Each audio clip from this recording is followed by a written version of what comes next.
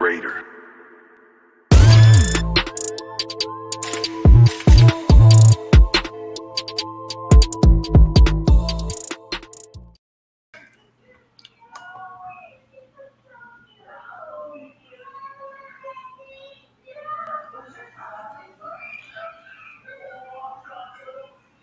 All right, let's go ahead and get this started. Sorry about that. So, like I was saying before, technical difficulties. Jordan Peele's newest trailer. No, we're going to check that out before we get on with the review. Y'all ready to watch this trailer? Yeah. All right, let's go ahead and watch this trailer for Nope.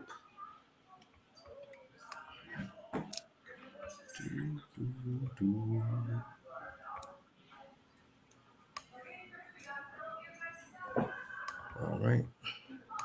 Going to turn down copyright issues and whatnot.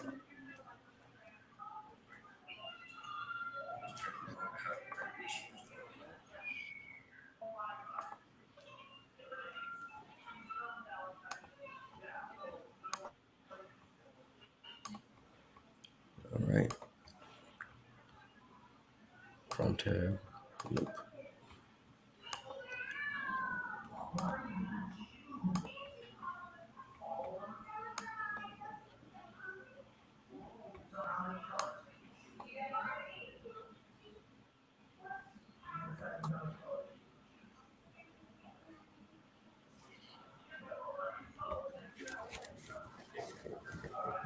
We like to say since the moment pitchers could move.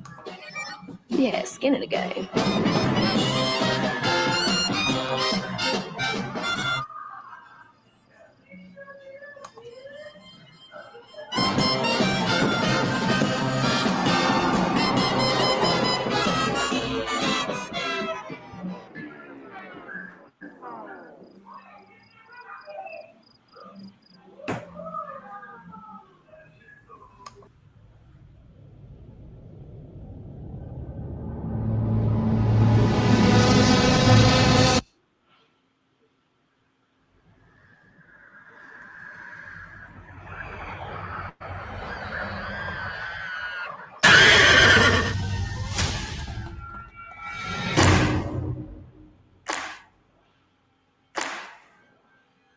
What's a bad miracle?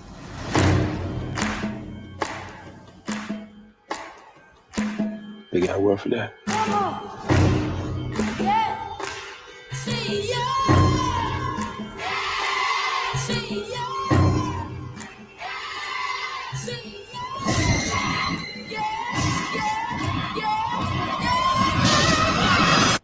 Yeah, nah.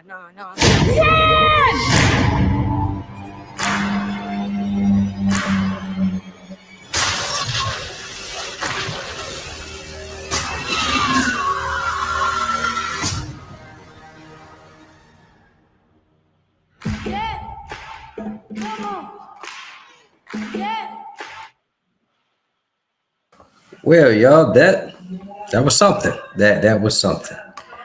So I'm gonna. Who wants to start off their thoughts on it?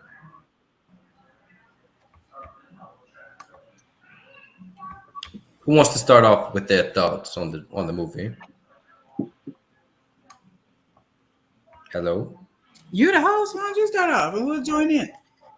All right. Well, I'm gonna just put it this way: if y'all looking for some more Jordan Peele weirdness, y'all gonna get it here.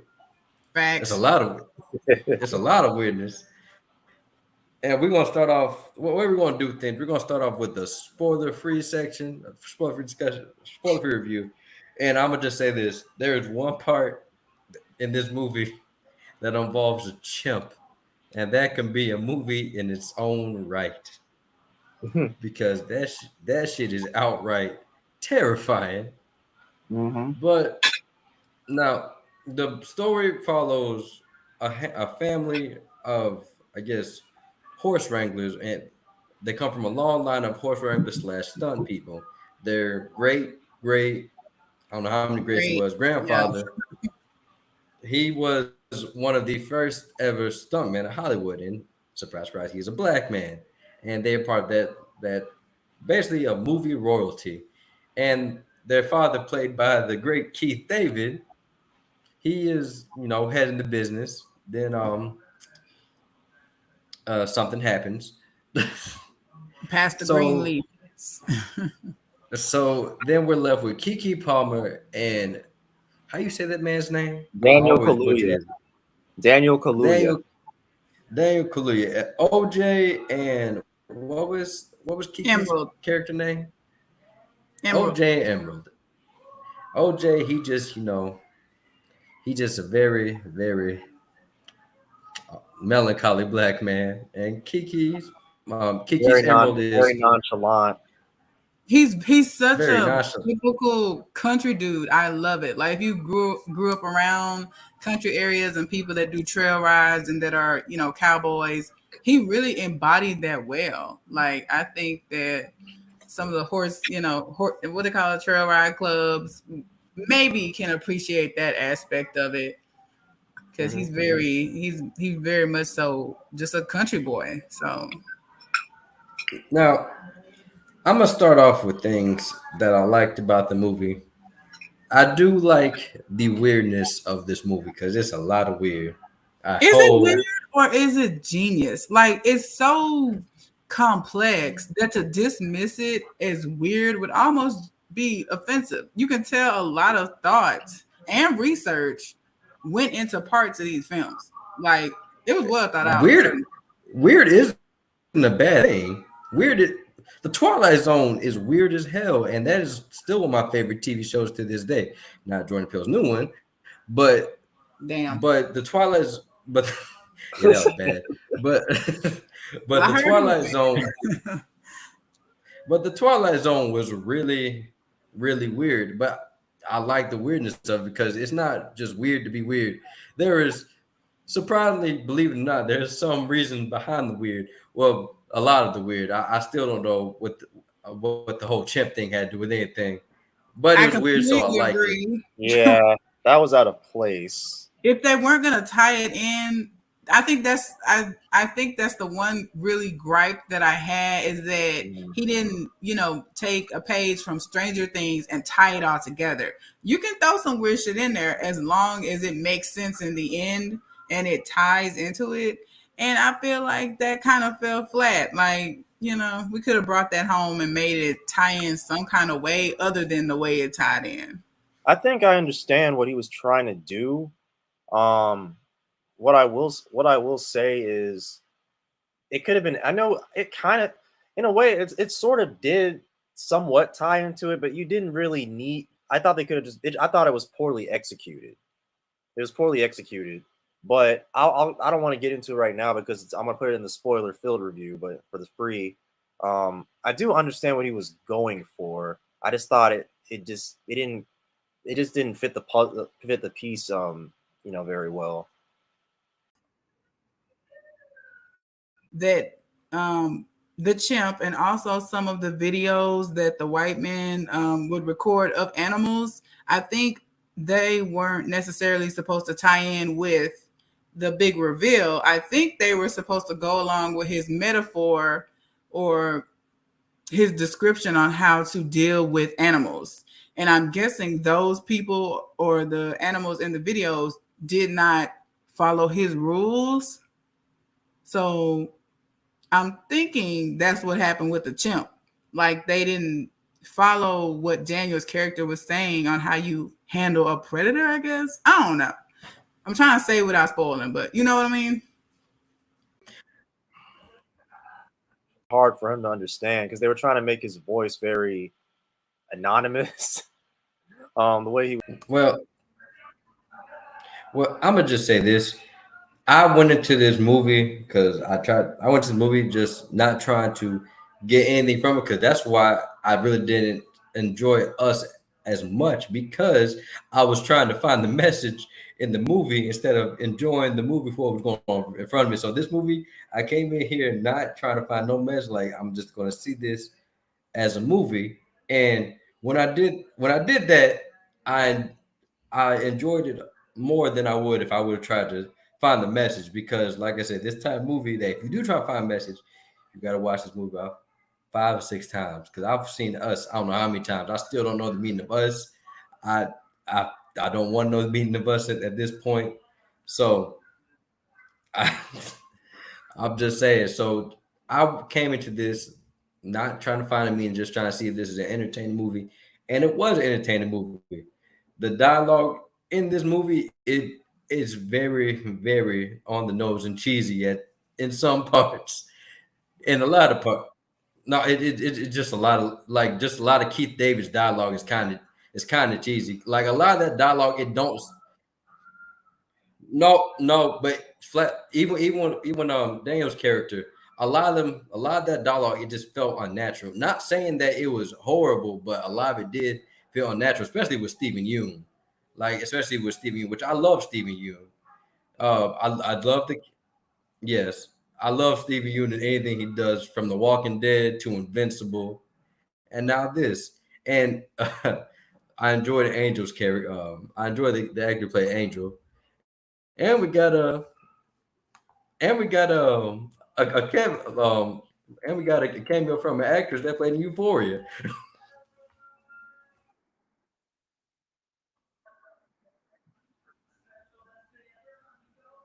But yeah, man, I mean, it was it was a very fun cast. Now, as for the storytelling, that thing is that in some parts that thing is all over the place. Boy, that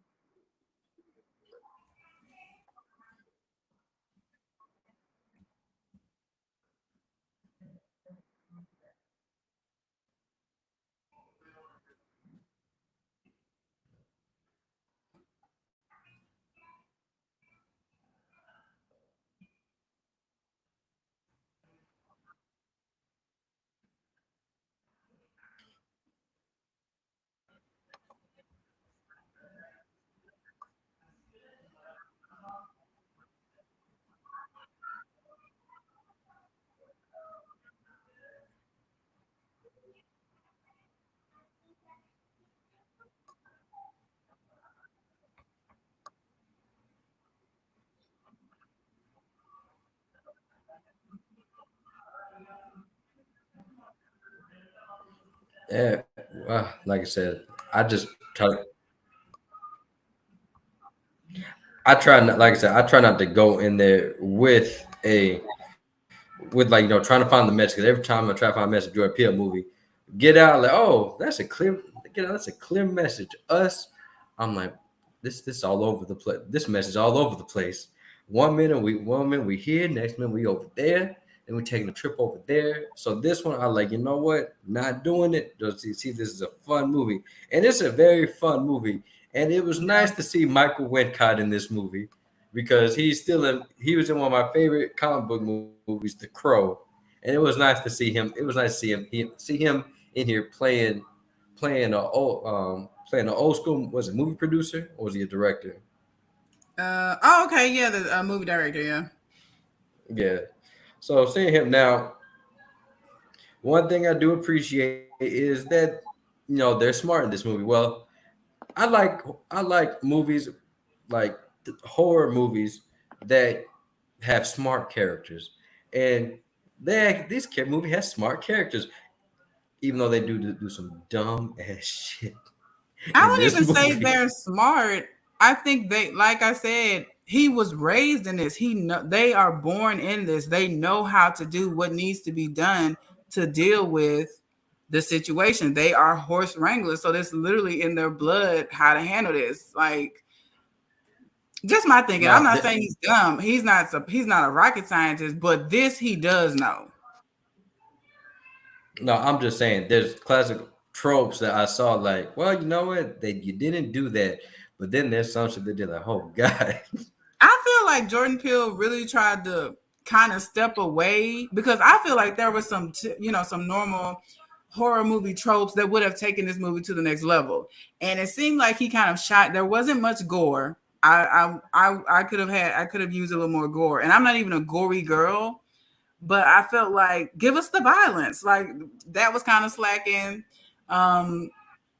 You know, but I think he's trying to steer away from that and do his own thing.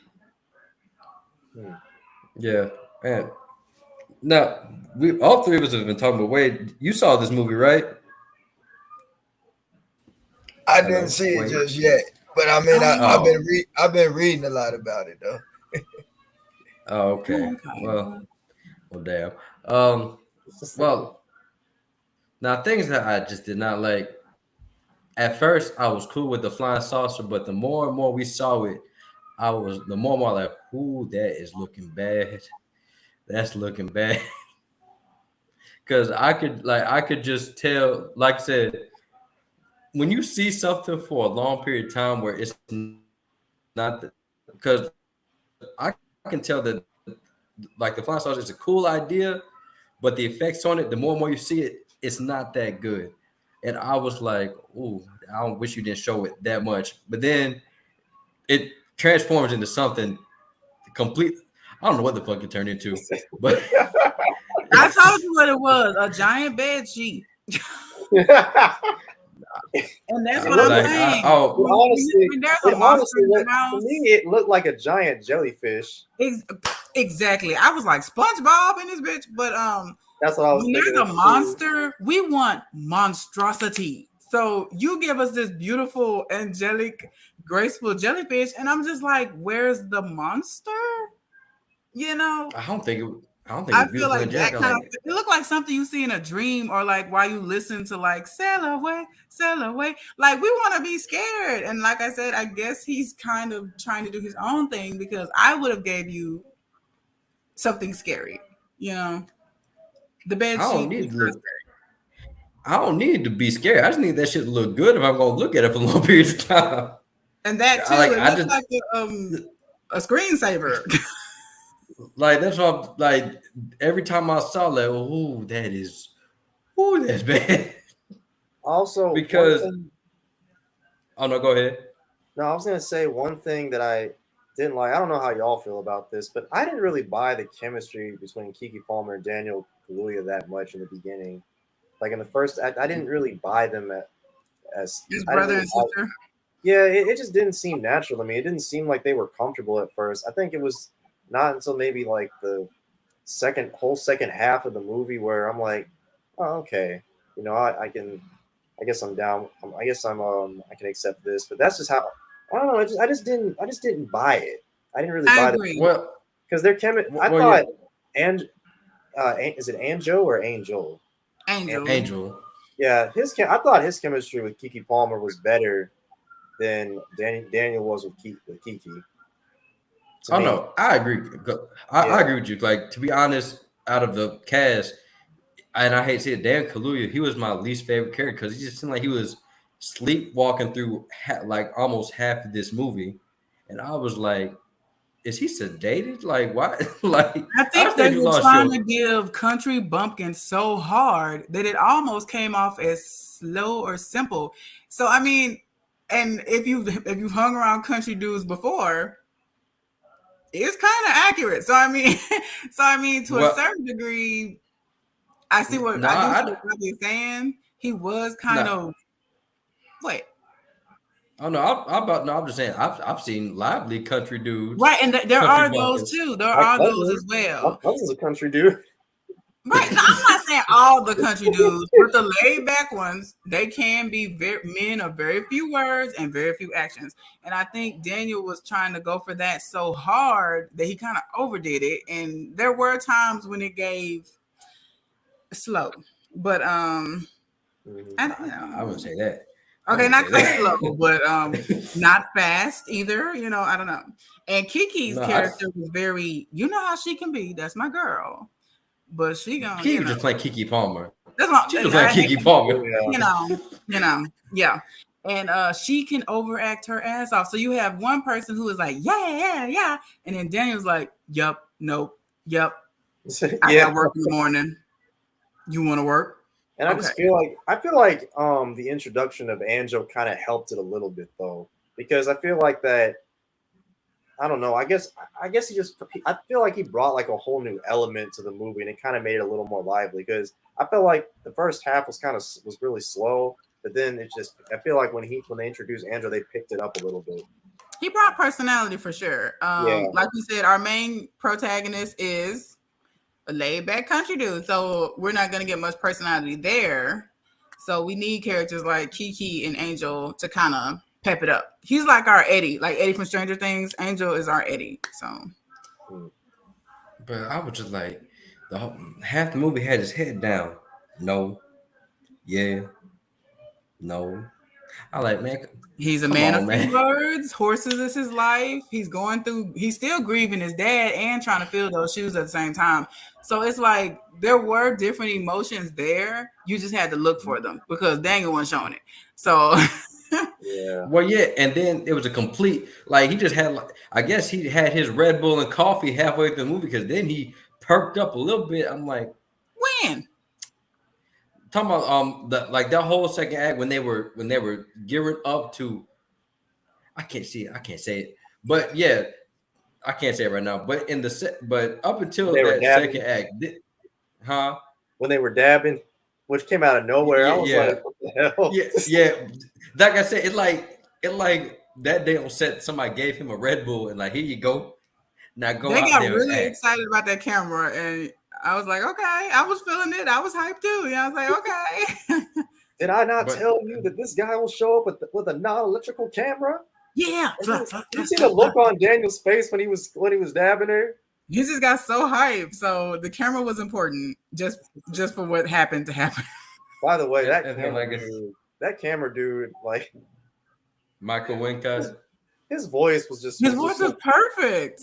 I love his voice, but it was just so creepy to me. I feel like Jordan Peele just said, "I want you to do that voice throughout the whole movie." No, that's it. That's the remember. You saw The Crow, right, Robbie? I actually didn't. You haven't? Oh well, he was the villain in The Crow, and he used that exact same. I think that's his voice. I think he's been smoking since he was 3. So hey, he's been preparing his whole life too. So, but yeah, also like the climax was cool. But but then again, I started looking at my watch. I'm like, damn, this is taking long. Like, I was like, God damn. I love the camera angle. I love the camera angles that they made. Cinema. In fact, it was the lighting too. Yeah, what's her name? Hoyte. I'm sorry, ma'am, if I'm mispronouncing your name, because I know you were actually the cinematographer for Tenet, actually. He. Sorry, Hoyte van Hoytema. Yeah, he was he shot Interstellar, Dunkirk, Tenet. He did Spectre. He did Spectre, The Fighter. Oh wow, he got some credits, Yeah, he's been doing his thing. Well, like I said, like all the night shots looked really good. All the night shots looked really good because also, you couldn't really see the poor effects on the alien that much. So the night shots were really, really good. Like I said, it had some chemistry issues between Dan Kaluuya. I don't know. Yeah. Maybe Kiki just too overhyped, and then I love Steven Yeun, and his arc went nowhere. That's what I'm saying, man. That's what I'm saying. Like they really. I thought the content itself was cool. If you were to keep that separate from out of the movie, made it like a separate movie, I would watch it. Yeah, like thing. But to your point, I'm trying not to. I don't want to spoil it, but I think it's because the arrival of like the alien, it really caused a lot of the animals to panic. Maybe, and remember, like Steven Yeun was saying how he was kind of been monitoring it for like 6 months or whatever, trying to not get into spoiler territory. But I feel like that was just one of the events that he experienced as a kid, and that's what kind of drove him to like do this whole Western thing. So The only thing is, like, it just didn't. It was a really good like arc. It was cool. It was like in the wrong place. So if you would have just taken that out and made it a separate movie, that would have been cool, you know. But that's kind of where I was like really thrown off, you know. They could have tied it in, like you were saying. I thought it was gonna end up being maybe the animals were just going crazy, you know, periodically throughout time when the aliens would come. But it went nowhere. There was no tie whatsoever other than Jupiter was there and now he's here. And then we saw what happened with his character. So it's like they started an arc and just abruptly ended it. And it's like, I feel like we've drawn that line all the way to the dot and just brought it on home. And it feels like they wanted to, but then they were like, this will surprise people more. And it did. Like what happened at the little show with the horse, it was a surprise. I wasn't expecting that. But then it's like, okay, that's it for him? Or it was he's like a main character and that's it. Yeah. It was cool. I like what I saw. I didn't like hate it. It was just in literally the wrong place in the wrong time. Like, I don't know. I just thought it was weird to like put that in the beginning of the movie. I thought it was interesting if it would have, but then towards the end and the middle, when it didn't come back around, that's when I was like, okay, they could have, you know, but it could have been executed better in the beginning, because it's like, what the fuck? Like this monkey has lost it. That person's dead. Oh my goodness, you know. So it was a good way to start a movie, because you want to get your audience's attention as quickly as possible. But don't give us something and not give us a payoff for it. What does the chimp have to do with all of this? Yeah, and like I said, Stephen Yeun's arc went nowhere. To be like, I only rock with it for so long because I'm a huge Stephen Yeun fan. That's always like I allowed it. I like Jupiter. Like I enjoyed him as a character, and then that happened. So I was like, "Is that it?" And then there was I guess Jordan Peele left up for interpretation for what the aliens truly wanted, because we know what they want. We know what they want. Food. Yeah, he said that I like. That's why I liked that it was Daniel's character who was the only one that could really do this, because he has been. It's literally in their blood. They've been taming animals for generations. Who better to, you know what I'm saying? But us, the average people, we're trying to figure out, what exactly do you want, nigga? Like, why are you here? But in layman, basic, primal terms, nigga was just hungry. But my thing is, going by logic, wouldn't you go to a densely populated area to get your food? Remember, this is an animal. A tiger wouldn't go to New York, to the middle of New York, to get food. You're gonna go where the zebras are alone, where there's not many people. A tiger doesn't fly. I'm just saying. Don't ruin it. I'm just saying. Because that it's gonna go to the field where there is a few gazelles gathered. Reach in and get one or two, and I'll be back tomorrow. It's not gonna go. You know, it's an animal, so it thinks like an animal.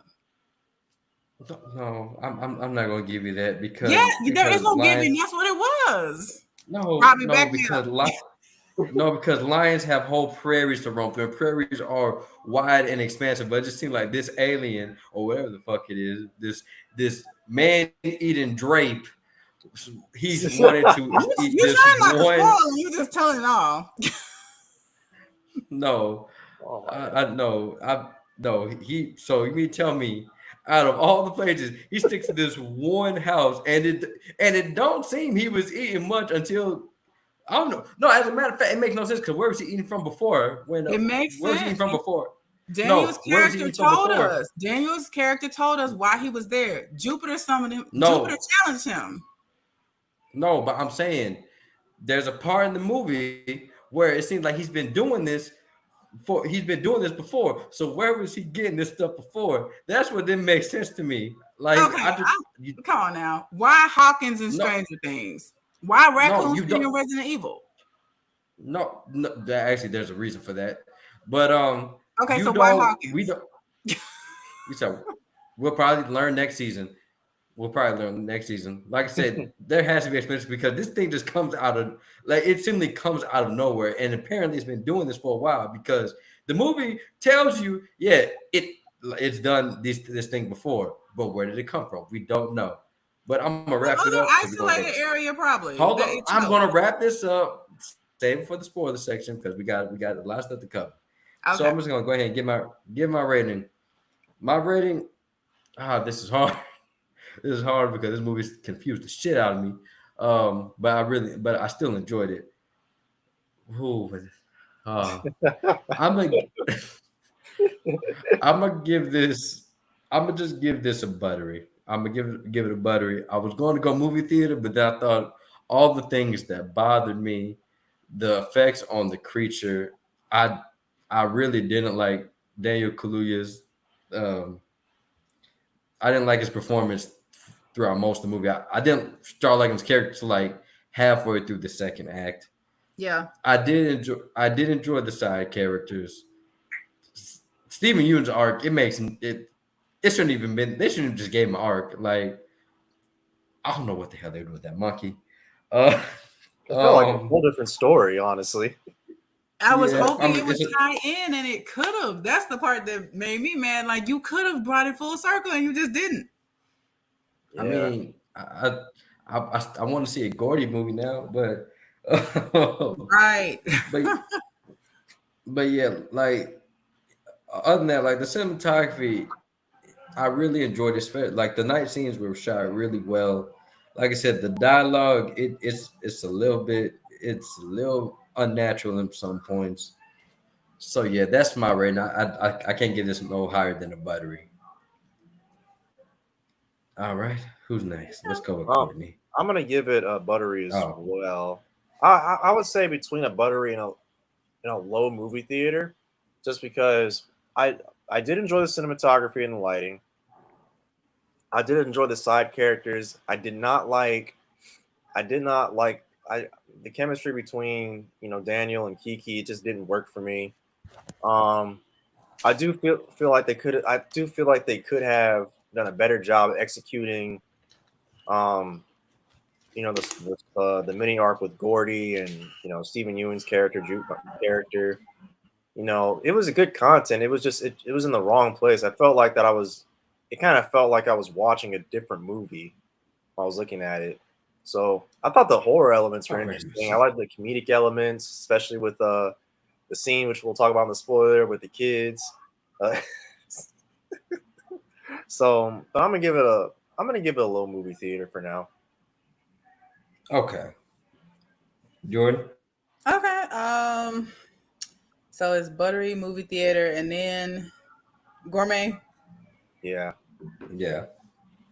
Okay. I don't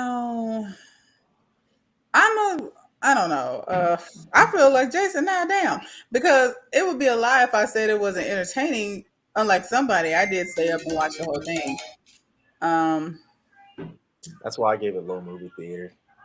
And I can tell research was done. Like even the fact that we're talking about animal wranglers and Nickelodeons and the first motion picture, research was done. Hollywood, actual elements from Hollywood were bought into this film, and also just the different details of horse wranglers and the equipment. Some kind of research was done. Either Jordan Peele grew up doing this shit or he took the time to do the research, and I appreciate that.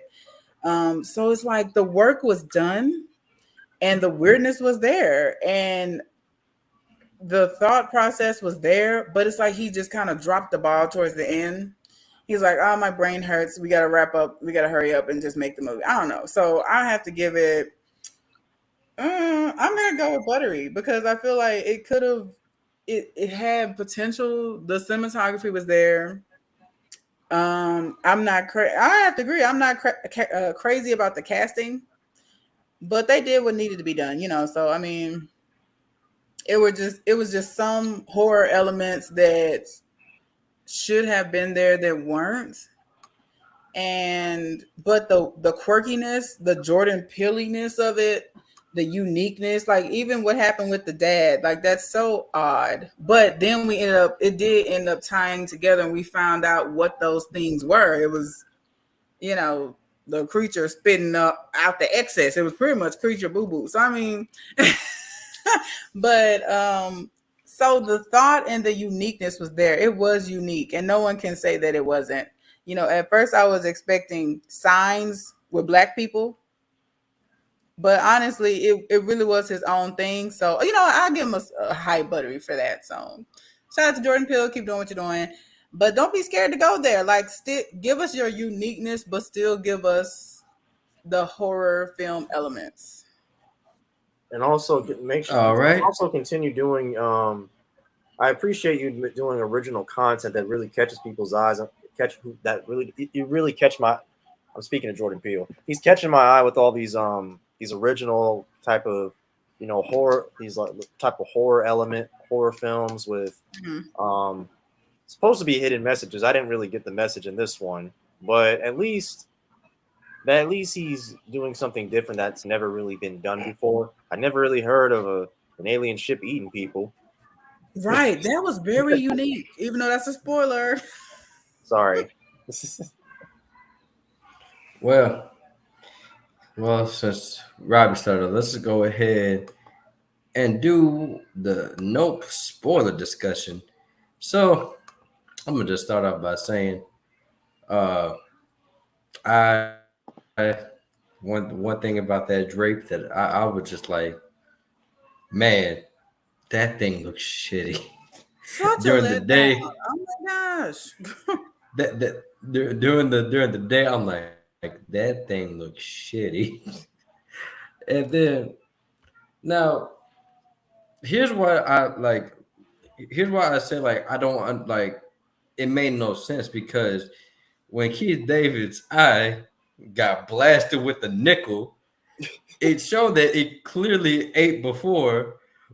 And my question was, where the fuck did it eat from? Because it they never it was no news report saying that people were going missing or nothing. Because when Stephen Yeun and his people got ate up, it made the news, but apparently this thing been eaten before, so there was no explanation of where it came from. So that's why I was so confused. I'm like, do you have a grudge against these people? Well, I think that one made the news because it was 40 people at once. Okay, maybe if old Mr. Sam that's been living over here in the country for the past 45 years goes missing, we'll probably just think he died or went missing on the property. But if 40 people go missing at once, it's gonna catch a headline or two, But like I said, we only seen their house and the ranch and that movie set they went to. So we don't know. So we don't know how wide this region is. So that's why I was like, where the fuck this shit come from? And why is it so fixated on this one property, which apparently Stephen Yeun's Jupiter's whatever is apparently right next door. So I'm like, right, they're neighbors, and according to Daniel, Jupiter is who summoned it or who challenged it and made it come to their area. But when did he challenge it though? Because it was there before 6 months. Even when he died, he was trying to punk the thing in, it's part of his show, and he showed their ass. But I was just and then his whole motivation, I was just like, man, I'm trying to rock with this. I'm loving it because it's entertainable. That's where the shit gets confused.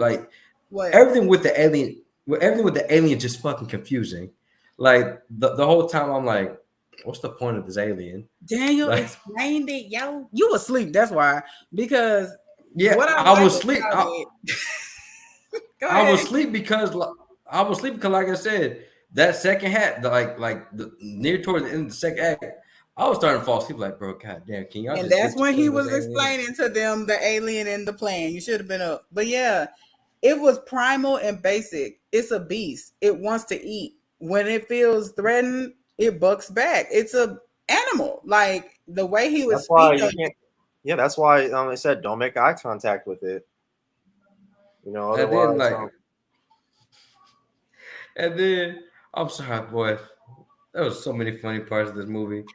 Like that dude on the motorcycle. That I was laughing my ass off.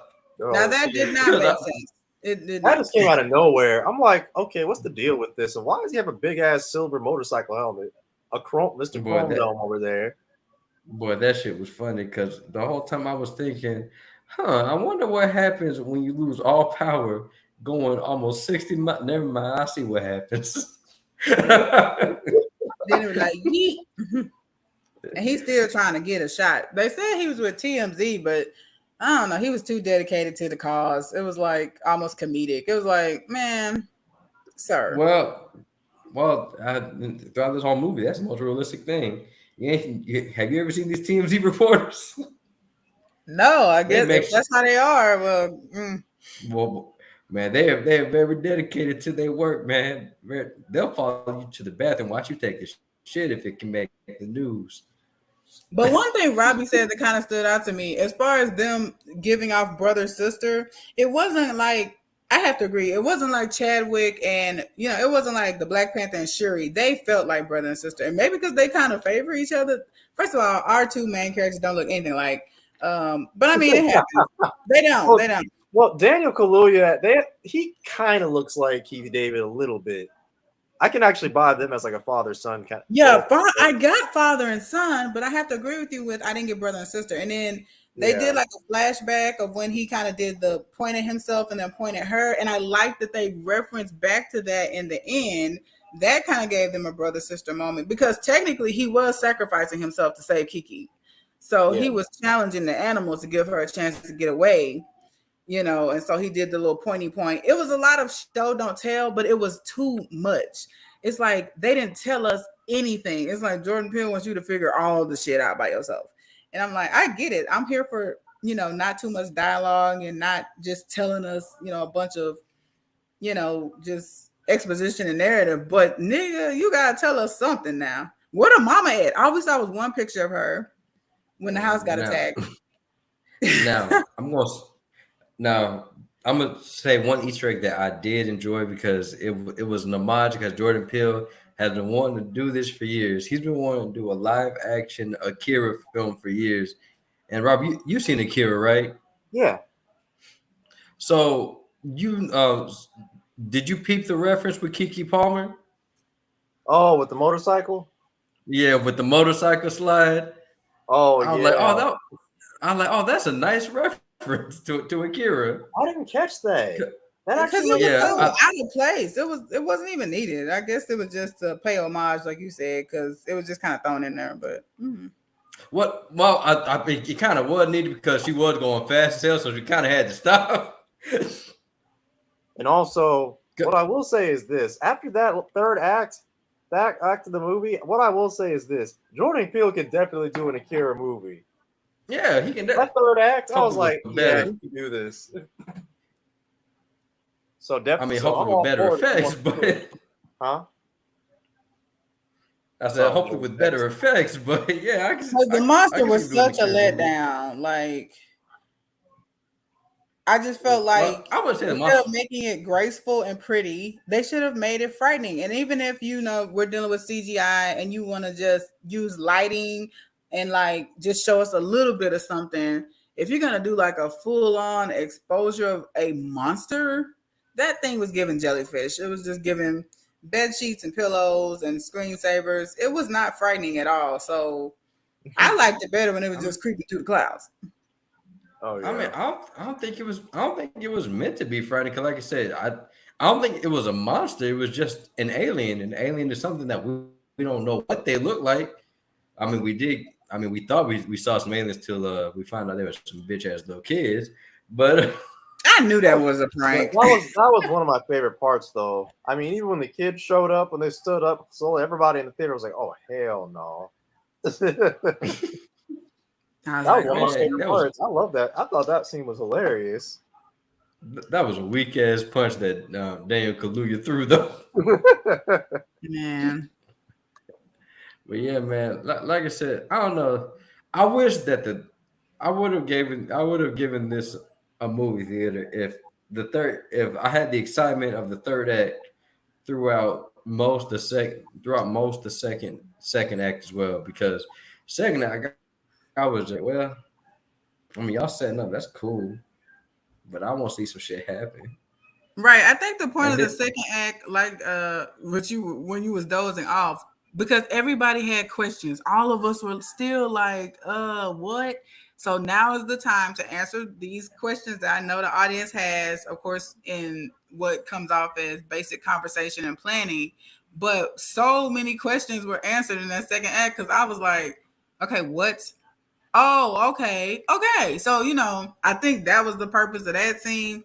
My like Robbie said, my only thing was I just wish they would have taken that chimpanzee thing and made it tie into the big creature, and there was no relevance whatsoever other than Jupiter pissed both of them off. I don't know, like I don't I just that part kind of lost me because I was hoping they would tie it in and make it like, oh, whatever is in this creature was in the monkey, was in the animals and the videos, and it's like it never came full circle. So I think whatever was supposed to tie them together is metaphorical, because as far as the actual movie, there was no tie to the monkey to the monster. It was not. Yeah. and speaking of that monkey, boy, I guess they didn't put a lot of money towards the. You could tell that was definitely CGI. Yeah, like I could tell, like a lot of money didn't go to the effects. You just because leave it alone. I was just looking at that monkey like, boy, it looked like a lesser Planet of the Apes monkey. Like I could tell that they just said, scene, it looked okay, but when they brought it back in scenes in Act 2, it looked so cheap. I was like, come on now, what happened to the real monkey we had at the beginning? But now in fact, now I want to talk the budget for this movie. Let me see. Just let's know. And probably most of the actors. I'm not throwing shade at Jordan Peele because I love Jordan Peele. I can't wait for his next film. I'm just curious. Okay, so the budget was $68 million. So he didn't spend a whole. That's by industry standards. That's actually not. Might be considered almost not low budget, but it's not like over the top. It's not like 100 or 150 million. It's not Marvel, yeah. Yeah, I mean, Marvel will spend like 150 million to like $300 million for their movies, but I mean, I feel like based on how this movie was put together, I don't think it really needed like 100 or 200 million dollars though. I agree. It really didn't need that much. And it made 44 million over the weekend, so that's good. Yeah, and I'm just going to wrap this up with going over some of the movie references I caught. One of the most blatant ones was the Scorpion King hoodie. Oh that OJ was wearing. Of course, we got the Akira slide. There was a Jaws reference in here.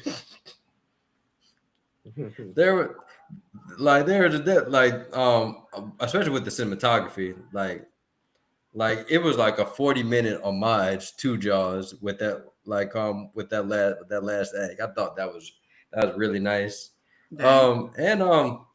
And there was a lot of Jurassic Park and Creature from the Black Lagoon. Like Jordan Peele, he went in his bag.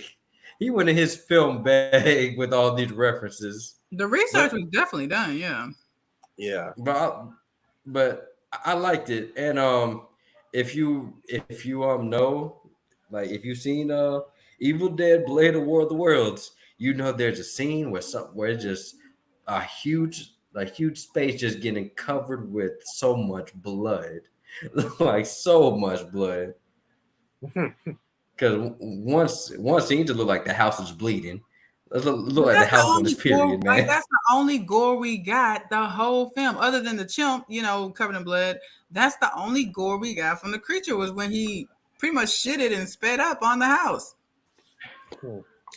Well, I didn't really think it was needed to be gore. Just to me, I mean, we could have added more, but I didn't really think it was necessary for it to be gory.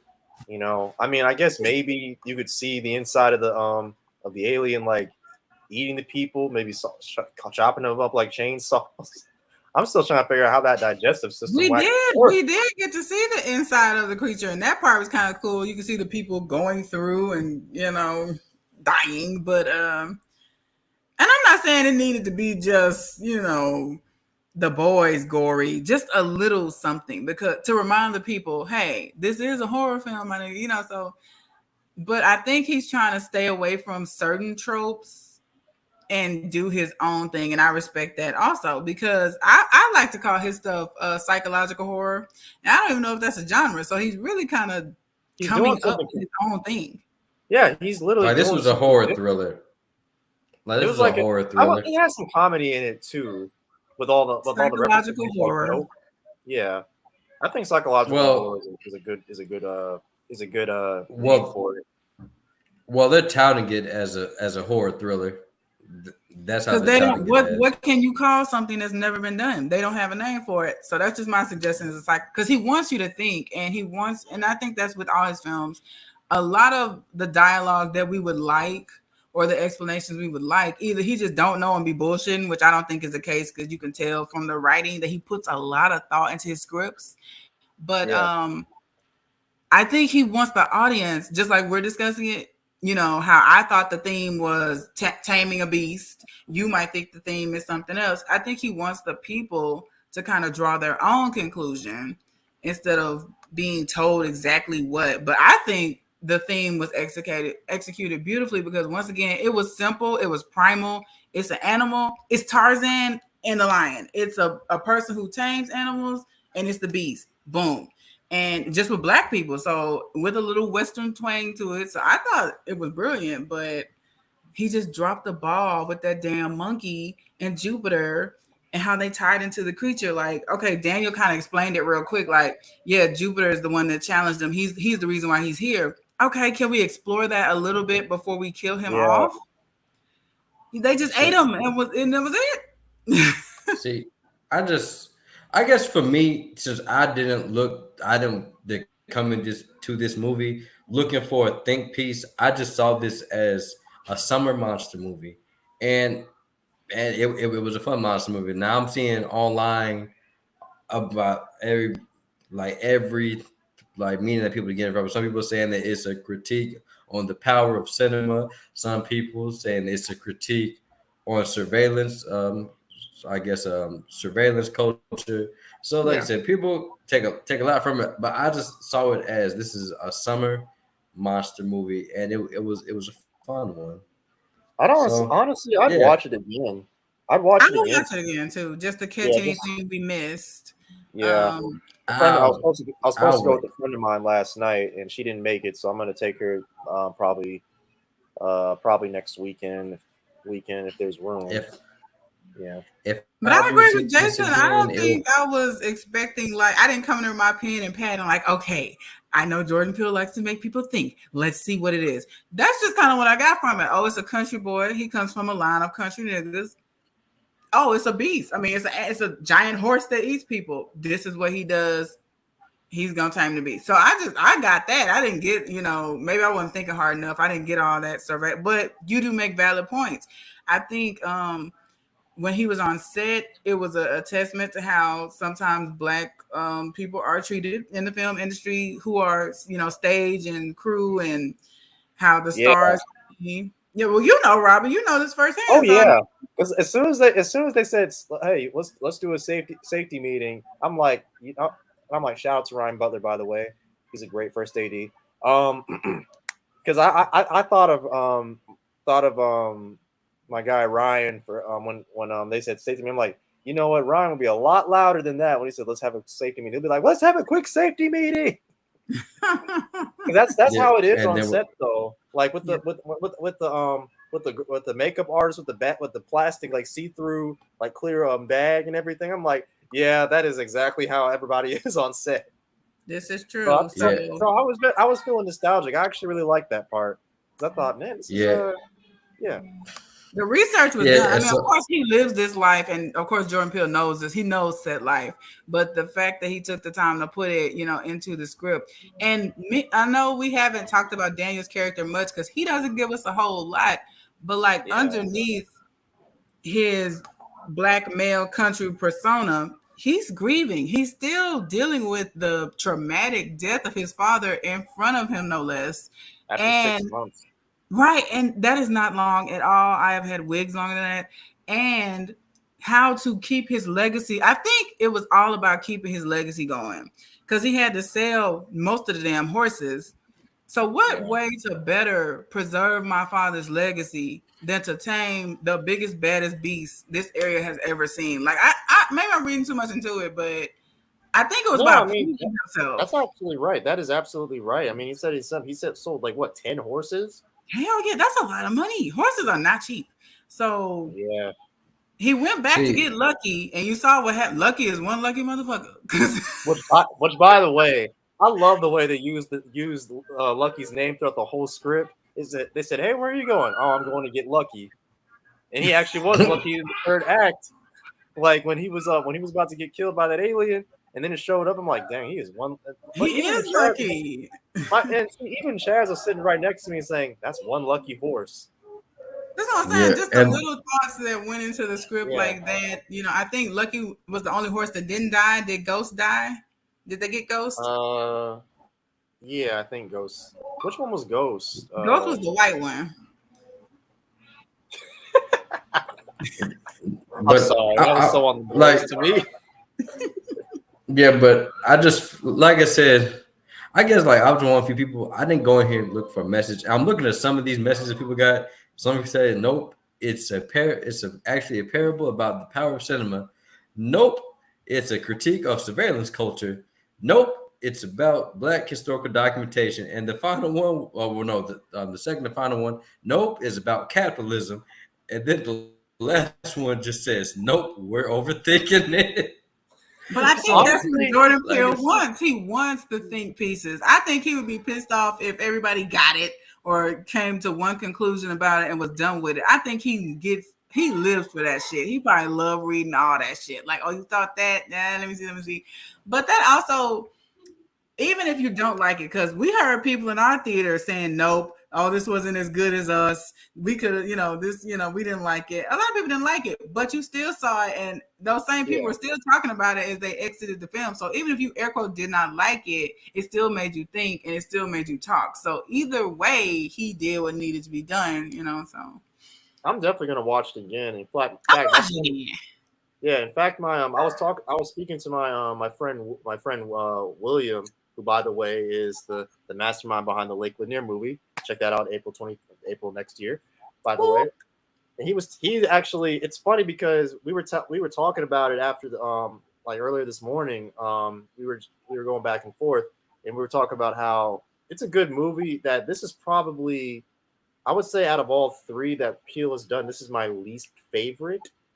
Which is not a critique against him per se. I just like Get Out and so much more. Ironically, I watched it. My first time seeing Get Out was actually Will's second time seeing Get Out. So now I'm about to be in the same situation with another friend of mine. So, but I enjoyed this movie. It has its flaws.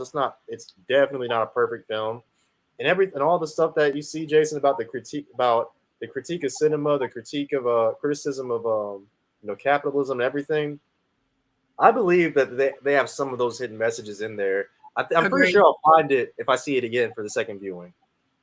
Yeah. Most definitely the history of Black cinema. Like, I'm sure all of that is true. Yeah. So that was really dope.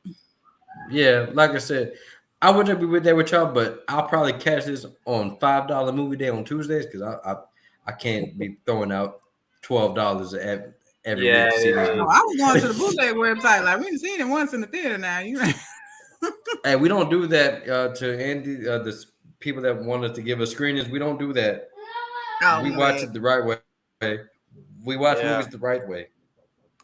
It's disrespectful to the filmmakers, to be honest. Do y'all think, real quick, before we move to the next thing, because Kiki, we haven't really talked about Kiki's character much, but technically she was a main character. But there were times when I felt like she was just kind of thrown in there. But do you all feel like her speech about the horse she was supposed to get when she was 9, maybe that kind of tied into or did some kind of foreshadowing maybe for how in the end she ultimately did kind of save the day on the cool. Maybe I don't really understand the full dynamic of her character. Maybe just comic relief. It was weird because like clearly she didn't really take the business as seriously as her brother did. Right. You know, she's saying, "Oh, I got my other businesses, and this is my side hustle." And I'm like, I just felt like we didn't get enough of that, in my opinion. I just felt like she was just there just to be lively and everything. I agree. It felt like she was just thrown in there to a certain degree because we didn't see her interact with the dad. We had no flashbacks of her and the dad. So I don't know. Just yeah, but I mean, I mean, it is what it is. I mean, I just felt like she could have been fleshed out more, but I mean, I don't know. But I guess she's like the personality, and because she came in and did all the talking, whereas Daniel was up there stuttering everywhere and nobody's paying attention to him. So I guess she's more of the personality or the persona, whereas Daniel is the work. So okay, I'll give you that. So she's the personality, and Daniel is the actual work. Which if you have siblings, it can be like that. So that is true. I mean, siblings are usually, it's like when it comes to siblings, take it from a guy who's an older brother, like, and also like basically the oldest grandson on literally both sides of the family, both my mom and my dad's side. Like as siblings, we siblings are like all very different. We're complete polar opposites. Yeah. So I mean that actually, I guess from that dynamic, they did get that kind of right. I think that's what Peele was really going for. It just didn't, the chemistry just didn't like. Right now that we're talking about it, I think, like you said, there was a distance between them. Like you said, she had her own life and probably didn't even really fuck with the farm. She didn't even sleep in the house. She slept in a trailer. And Daniel's life was the farm.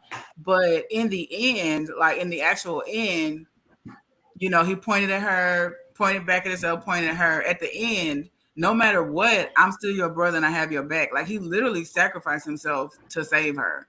And in return, she did the same sacrifice. Huh? Well, so we thought it was a sacrifice. Yeah, but she had a plan. So I mean, so even though they're different, they don't see eye to eye. I think at the end of it, they're still love and they're still I'm your brother. So I think that came together well. But would it have been nice to see them be more brotherly and sister? Maybe that was on purpose. They are different. She has her own life. She does. You don't really care about the farm. You don't. You want me to sell the house, like, so maybe that was on purpose. What you have pointed out, maybe non-brother and sisterly they seem. And that's what stuff like that. That's enough. That just gave me another reason why I want to see the movie again. Yeah. So y'all.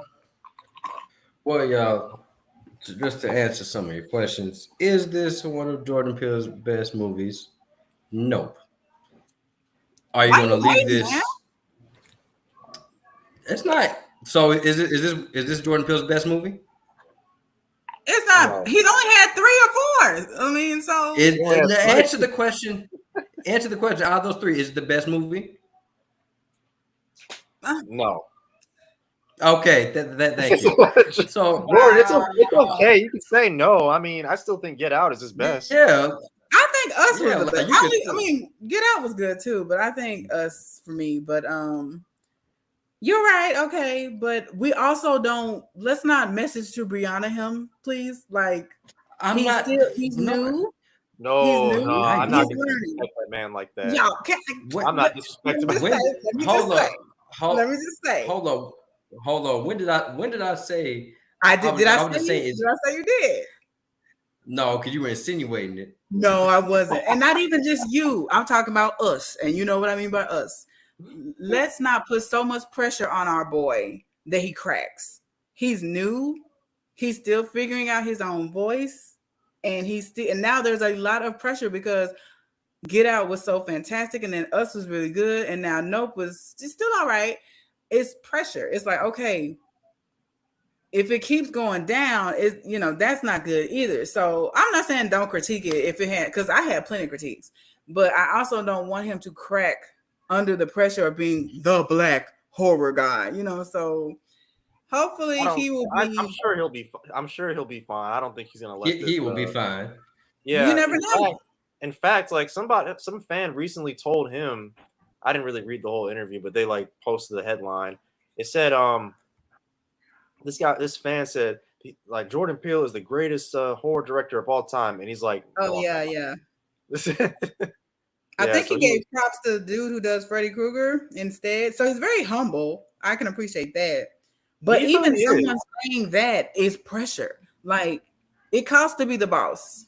You have to sacrifice to be the best. So people are looking at every project he makes under the scope of Get Out. Is it as good as Get? Nope.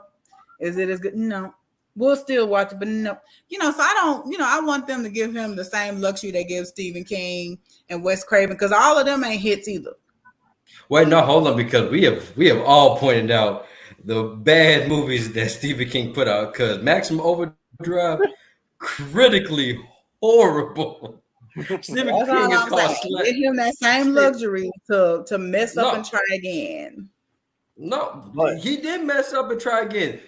He could have quit after that Twilight Zone miniseries because that shit was ass. I heard that of shit it. was ass. Like, so he ain't gonna crack. Like I said, he put out the Twilight Zone, and that would have broke anybody. But he came back. He'll be fine. Oh, But Lord. yeah, y'all. And look how Don't- long it took. Like, he's starting to have, I mean, not that I want him to just be slinging out shit like Frisbees, but it took Nope a minute to come out. Well, look, he a busy man because remember, he was also executive producing on a lot of other movies too. True I that. think he had a hand in Antebellum. He had a hand in Candyman. So yeah, man's busy. So yeah, Bro's been busy. So I mean, and I hate to say it because it adds to the pressure, but he is kind of single-handedly keeping Black horror afloat until others can join him, like people are trying to do with Message to Brianna. But so props to him. Yeah, man, like he's a busy man. So let's get some time. Now, another busy Black man that we have on the show today. Who has been waiting patiently for us. He Yes, has. very I'm sorry, patiently. Mr. Wade. It's all good. So, Mr. Wade Simmons, you a man of many talents, I see. You a filmmaker, and you trying to be the next Bobby Lashley. No, I'm saying. Oh no, man! Probably more like the Undertaker. More like the Undertaker. Oh, so you must be a big Black man. Well, I went to school to be a mortician too. So You are okay. complex. Oh my gosh. Wow, interesting. So you said okay. So explain to me how you got to where you are. Like, what made you say, you know what, I want to be a filmmaker and I want to pursue pro wrestling? Well, to be honest with you, pro wrestling kind of came out of nowhere. I did wrestle in high school, but as far as being a filmmaker, I've been wanting to do that since I was a little kid. But what ended up happening when I got to high school, I kind of put the film down and I started working at a funeral home. So I took that route first, and then I ended up going to mortuary school, and then after a while of doing that, I'm like, I want to go back to school for something else. So I ended up going to film school. And then I went in film school. Then I just started producing my own content ever since. Okay, so now this is gonna be a little bit of wrestling lingo. So when it comes to your character, what is your persona? What do you want your persona to be? Straight heel. Straight heel. So what's your gimmick? You got a gimmick yet? Yeah, it's gonna be the $1 million mortician. Oh, okay. That's interesting. Oh, okay. That's very unique. That is. Yeah, I wanted to cause it's kind of hard to bring back gimmicks sometimes. People feel like you're trying to be like somebody else, but it's like, no, I'm not trying to be like nobody. I've been doing it for 11 years in real life, Right. So now explain to the people out there, who still says that wrestling is fake and whatnot. How difficult is the training that you go through, and how do you feel when people say that wrestling is fake, because I've seen a lot of videos where people throw that out there, and they most likely get choked out by the so quote unquote fake wrestling. So how do you Well, feel when somebody says that your craft is fake? well, to be honest with you, uh, I mean, it's I let everybody be entitled to their own opinion, but I mean, the training is very hard because I mean, I was an Right, amateur wrestler, so when I went into it, I'm like, I mean, I wrestled for real. How hard could this be? But when I started, it was real hard because it's kind of like two different things. Because in right, real wrestling, your goal is to like, win, but in pro wrestling, it's more so to kind of make each other look good. So I mean, you right, gotta learn how to properly do the moves. You gotta learn how not to crack your skull open. You gotta learn like a whole lot of different things. Because I mean, you can right. seriously get hurt like if you fall the wrong way. Oh yeah. Ooh, Yeah, I trust me, mean, me and Ronnie, we we saw what happened to Big E. Yeah. Oh Yeah, yeah, man, woo! that was terrible. Yeah, I feel man, so sad for Big E right now. Honestly, I really do. we didn't we didn't see what Yeah. happened to Big E. We didn't see what happened to Brock. I mean, not well, yeah, to Brock when he broke his neck trying to do a moonsault at WrestleMania. We saw what happened when Psycho Sid tried to do a big boot off the top rope and snapped his leg in half. Or So Oh yeah, yeah. When Batista power bombed John Cena in the middle of the ring. Because Cena actually had oh Oh, yeah, he had to have surgery on his neck after that. oh yeah. I yeah, mean, That was bad. your career can end like overnight. So I mean, it's you got to really be careful, man. I mean, so like, but like when people say it's phony, like to me, that just makes me want to train even harder because like I feel like with me being a filmmaker, I'm already a storyteller. So just like in filmmaking, your goal is fiction. You got to make it look real. And I mean, that's always the goal when you're in the ring, like to make it look real. Yeah. Yeah. okay. So we still on the wrestling. So who was your favorite wrestler? I'm pretty sure you're gonna say the Undertaker, but who was your Oh favorite no, wrestler? actually, it was the Road Dog. It was Kane. It was MVP. Oh It was wow. Carlito. Yeah, Chris Jericho. I mean, and the funny thing about it is, I actually got a chance to meet Carlito in a few weeks, actually, because he's gonna be at one of our promotions, so that's gonna be pretty cool. Oh, Oh, that's wow. cool. Yeah, Yeah. I I've been spent meeting a lot of people. I met Lil Hornswoggle. I met Scotty Too Hottie. Got it too hottie. Okay, Yeah. man. I spit in the face of people who don't want to be cool. That's all I remember that man from. He just spitting apples in everybody's faces. It's funny. I remember. You see, my dad knew someone named Mark Jindrak. I know you know Mark Jindrak, right, Jay? Oh Yeah. yeah. Yeah. Yeah. So my dad was actually friends with him, and they were trying to like form a meeting with me and Chaz when me and my brother when we were kids. It didn't work out, or whatever. It's all Oh, good. But I was watching. It was Sunday night when WWE had Sunday Night Heat. And he was yeah. Velocity. Yeah, I remember. Yeah, Velocity, and they had Sunday Night Heat, and Mark Jindrak was scheduled to wrestle Scotty Too Hottie. And then I'm like, hey Dad, it's Mark Jindrak. He's like, oh, okay. And so he turns on the TV and he's like, who is Scotty Too Hottie? What name is that? And Mark Jindrak won the match, which was really cool. So, Yeah, but that's all I remember from Scotty Too Hottie, to be honest. so like now I don't know about you, Wade. I don't know how big you are as a man, but when I've seen some of these wrestlers up close and personal, like I've seen a few TNA wrestlers, like these are some giant physical specimen. So like, okay. So if you were wrestling, right, what like would you be classified, as a light heavyweight, super heavyweight, cruiserweight? What Man, would you classify yourself as? I'll probably barely be a cruiserweight. Oh dang! So because I think like to be classified as a cruiserweight, what it's I want to say it's like 210 is the max. Then like under 210, that's a cruiserweight. well, So but where see, you weigh in at?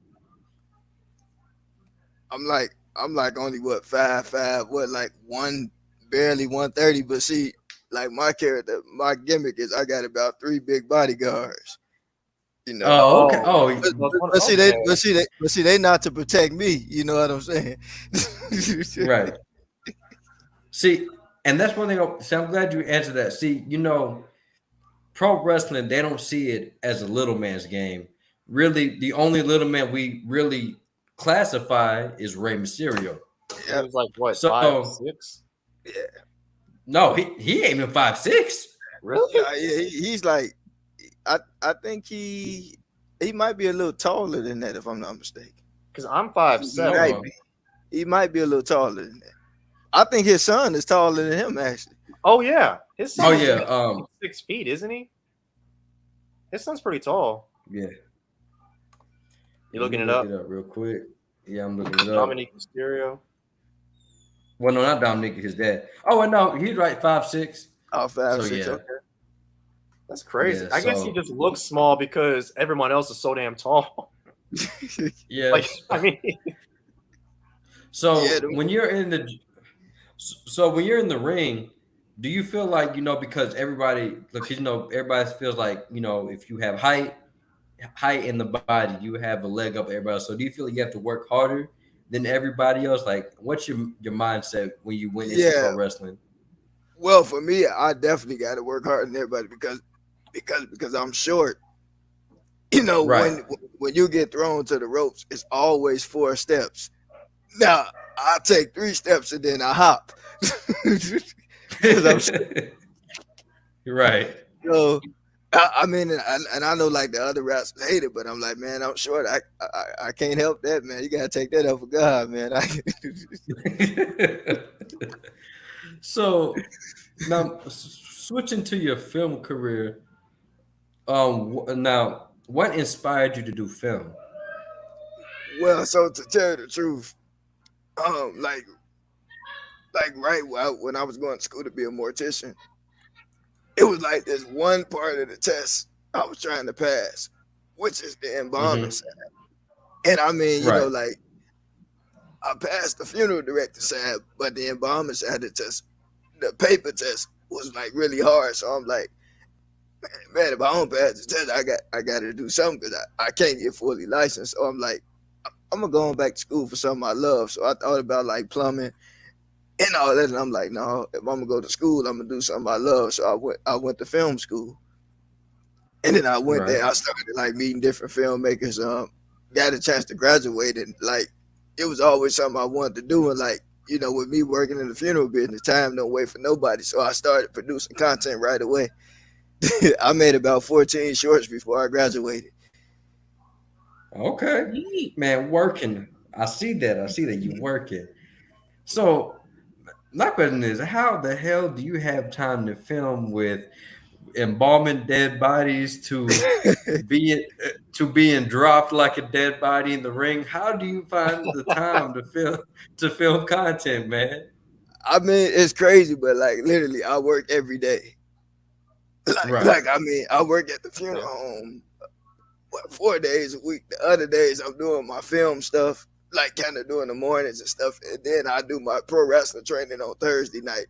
I mean, it's really like other nights, but I only go there one night for now because I work a lot. I ain't gonna be no starving artist. So, right. Yeah. I feel you. Man, well, I give you credit because one point in time I said I don't want to be a pro wrestler. Then I started seeing, I saw it up close and personal. Said, never mind, I'll just watch it. Yeah, but but you said what? But see, like my mindset is like I feel like if it's something you really want to do, like you got to do it the way you do it. Like I heard you all talking about Jordan Peele, and I think Robbie, if I'm saying his name right, can relate to this. But like I feel like whatever you do, all of us are different, and all of us got a different approach because it's like with me walking into pro wrestling, like it's a certain structure that they have, but I feel like everybody brings something different to the table. Just like in filmmaking, Jordan Peele, I mean, he went to film school too. He was taught the normal structure, but what he started doing was he kind of had his own ideas and he started, kind of creating his own genre. And I feel like, like whatever you do it with excellence. And you bring what you have to the table. And even if other people don't understand it, I feel like it's still your job to share that gift because you never know who you might inspire, to make that change that may be needed. Right. That's very good Okay. advice, Will. So last question before we move on to the next thing. I always ask my Mount Rushmore question. And since you're a wrestler, who would you put on your Mount Rushmore of pro wrestlers? Oh man, so my Mount Rushmore would definitely be Kane. Okay. I gotta throw the Road Dog in there.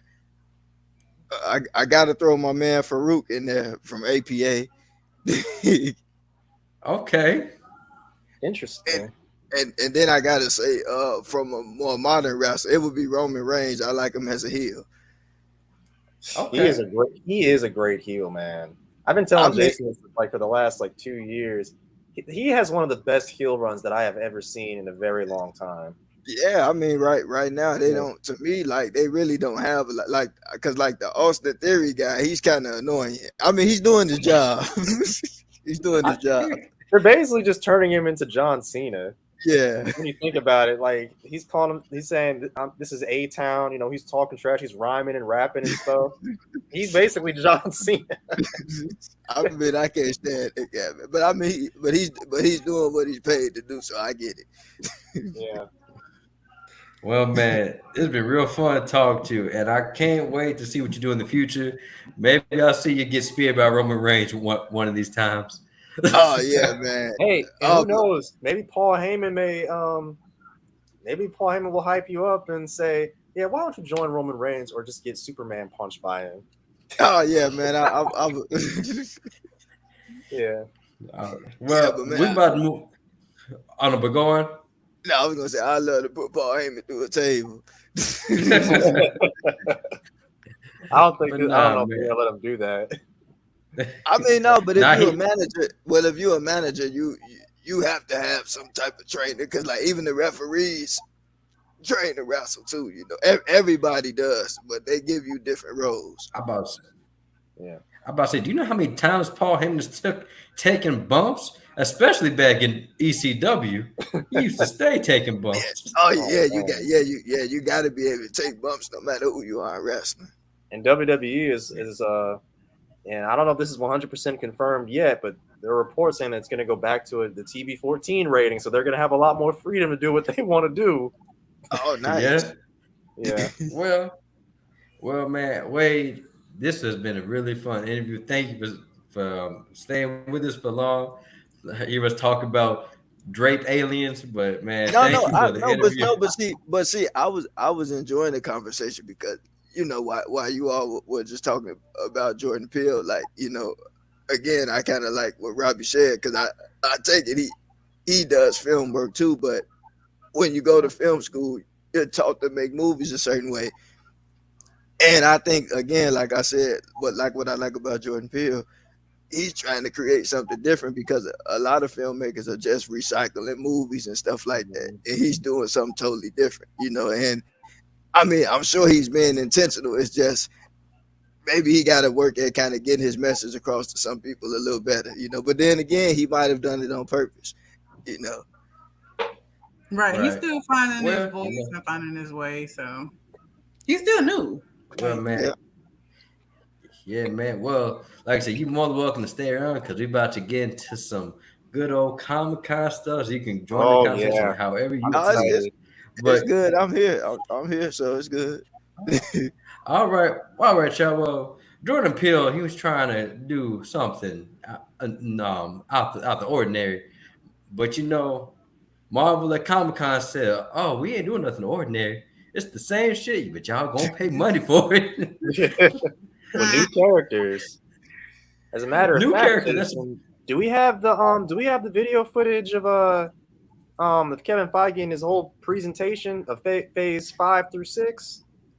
Well, I'll do that. So I'm just gonna name it because I already got a lot of trailers as is. But one trailer that I saved just for the podcast, I had to discipline myself to wait to watch this trailer. This is going to be a raw reaction to the Wakanda Forever trailer, and we're going to give our thoughts Wakanda Forever. Yes, that. We're going to give our thoughts on Wakanda Forever. So let's go ahead and take a look, shall we? And make sure you have a tissue nearby. No man, no cry. No woman, no cry. Hey, little darling, don't shed no tear. No woman, no cry. Good friends we have, and good friends we've lost along the way. In this great future, you can't forget your past. So dry your tears, I say.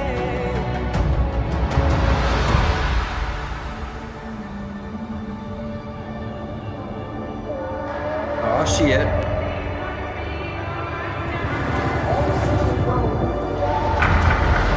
Everything's gonna be alright.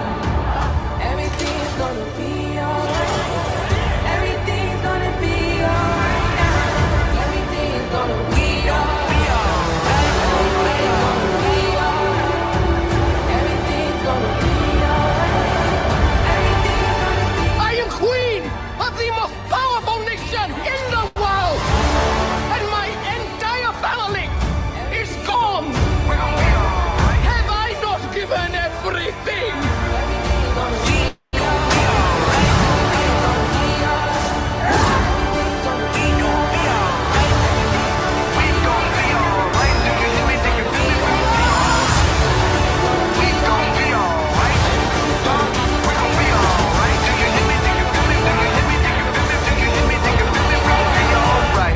And when I wake up,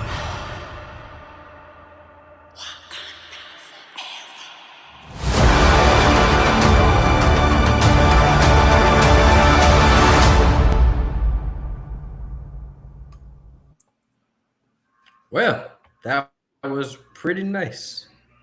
Pretty nice. So, Pretty nice. That shit was emotional as well.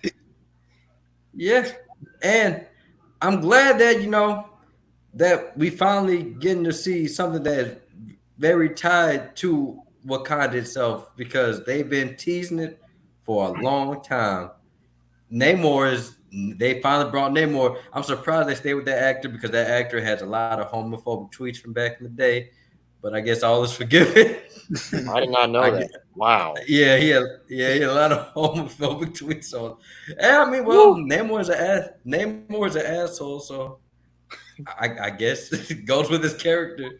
But yeah, it was nice to see that tribute to T'Challa / Chadwick Boseman, mainly Chadwick Boseman. Now, we still don't know what the movie is about. I'm pretty sure it's a conflict between Wakanda and Atlantis. I'm pretty sure that's what it's looking like. Now, this is the chance for them to start building towards something. And Robbie, I think I told you this because I don't know if I'm pretty sure they're going the route that Chadwick got murdered, right? I'm pretty sure that's what he got killed. Yeah. Now, here's what I've been saying, because we've been wanting this character forever, and he's a huge hitter when it comes to Marvel villains. So, what if Namor top 5? Yeah, so what if Namor isn't the one that killed T'Challa? What if he's just a red herring, and the very end of the movie, we see that classic green cloak talking to Namor, and he's the one that killed T'Challa. If you want to make his presence be known, Marvel, what better way to do it than have him kill off one of the most beloved characters in the MCU? Because if y'all know Victor Von Doom, not that shitty one from the we don't remake talk and the about that. other two movies. Yeah, just like we don't talk about Bruno, we don't talk about those movies. But Fantastic. what better way? Fantastic piece of shit. But we'll get to the Fantastic Four a little later, though. Yeah, what better way than to have him come in saying that he was behind everything because you know him, Rob. You know him, Victor Von Doom. He is a planner. He's a mastermind, and he's tied to Wakanda too because he's made a whole lot of things out of vibranium, and this would be a way to bring Ultron back because instead of having Doombots, he can model his Doombots after Ultron and try to give Ultron another try since the first try didn't go that well.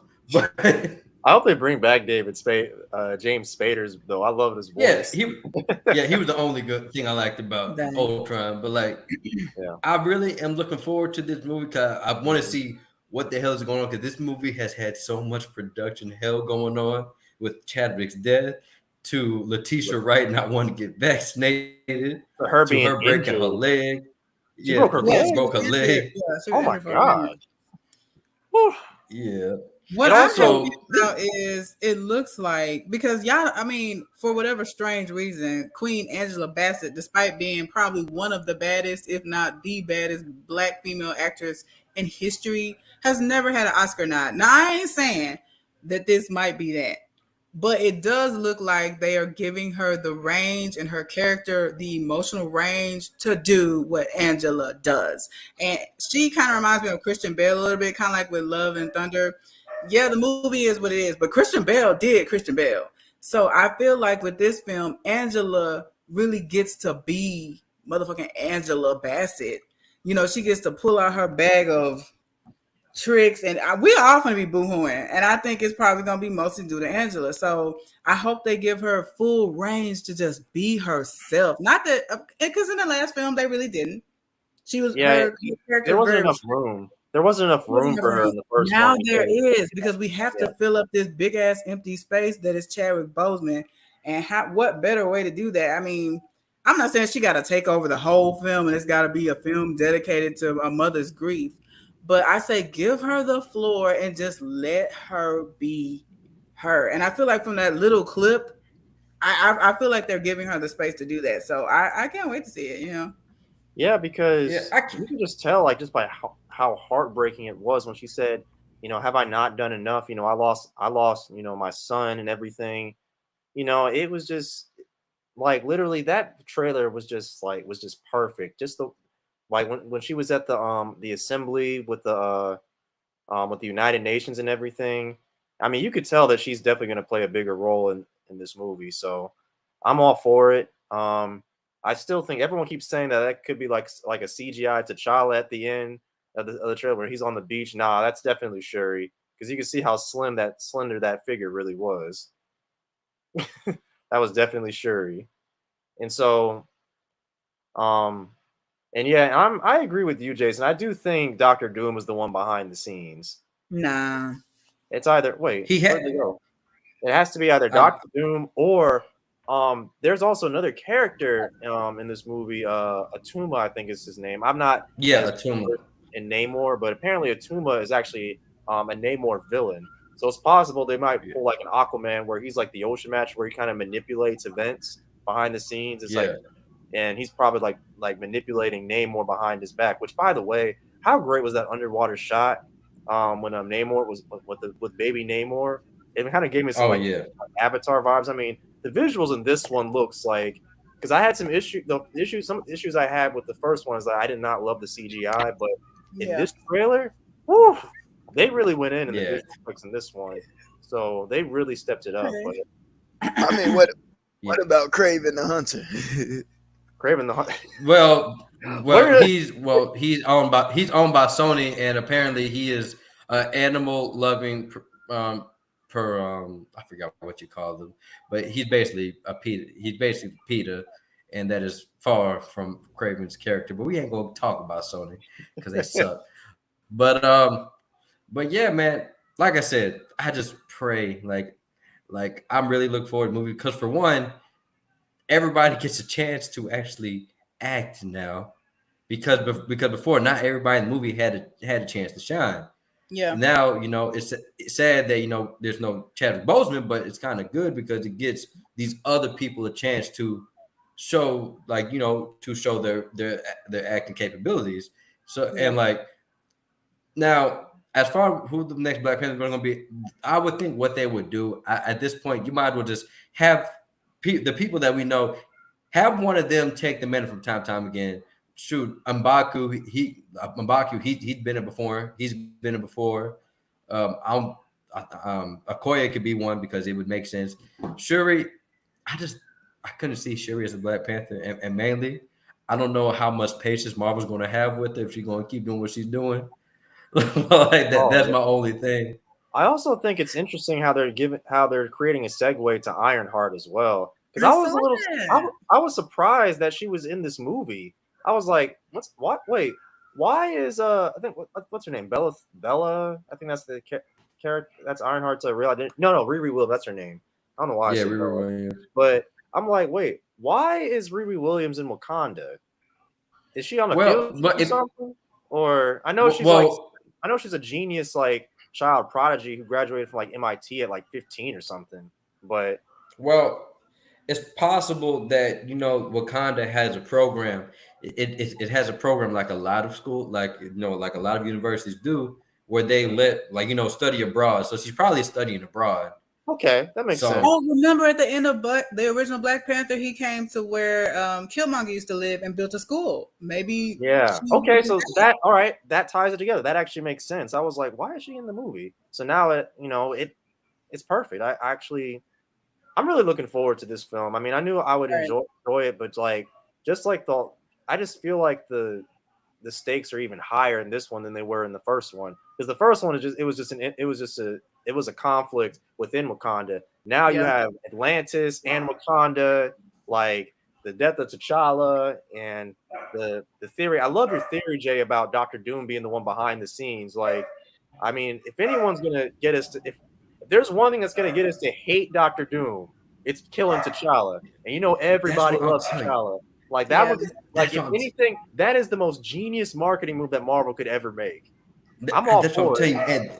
And then Sebastian, shout out to my boy Sebastian. He even said you don't even have to make Latveria. There's already a place you can make Latveria.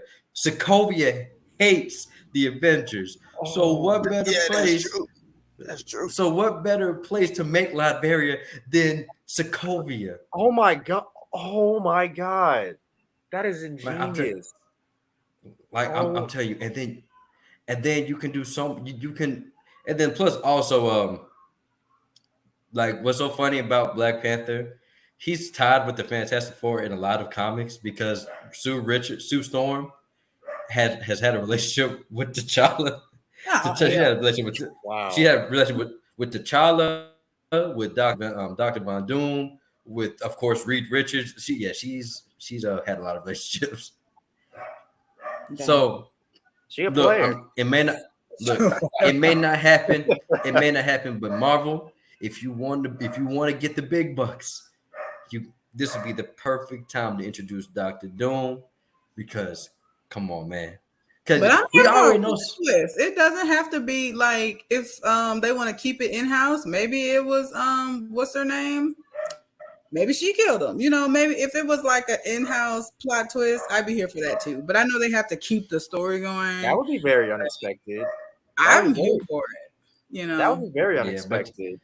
And I also like how they were paying tribute to the first Iron Man when it showed Riri Williams hitting the using the mallet and everything with the heart. I'm like, wow, that's very on the Have y'all seen the whites? They are mad already. I have seen so many comments on that meme where they are just like, not my Iron Man, don't release that Iron, don't release her. And they're mad already. I was like, dang, off of a clip. Jordan, what's really funny though about that? Ironheart was created by a white man. Right. I was like, Brian Michael Bendis, because he has 2 Black adoptive daughters. Oh. Yeah, so it's really personal to him. That's why he created Naomi, Miles Morales. He created those characters. He created all 3 of them. Yeah. I don't have a problem with it. I saw some of the people upset, and I agree. I do feel like the little boy from the 3rd Iron Man probably would have been more sentimental to put on next. But if they want to go with Ironheart, I'm gonna support it and watch it, but and it's not like, and the thing is, like, they announced this like last year, 2 years ago, that they were doing an Ironheart series. So I don't, it doesn't make any sense to me. Not my Iron Man. Well, like I said, he's Ironheart. My only thing about yeah, my only thing about this, I just hope that it brings some life into Phase 4, because Phase 4, even though I've liked these movies, they have been a little bit lifeless. And I really hope that they fix the villain Really, problem, because the Jason, villains really. have been weak. No, the No, villains I have mean been Marvel has the always villains. had a villain problem. In Phase Yeah, 4, they've always had a villain problem. yeah, in Oh, Phase well, 4, yeah. if I'm being honest, like even though I like Phase 4, it's felt like it was really more of a segue to It's really one all the big shots. stuff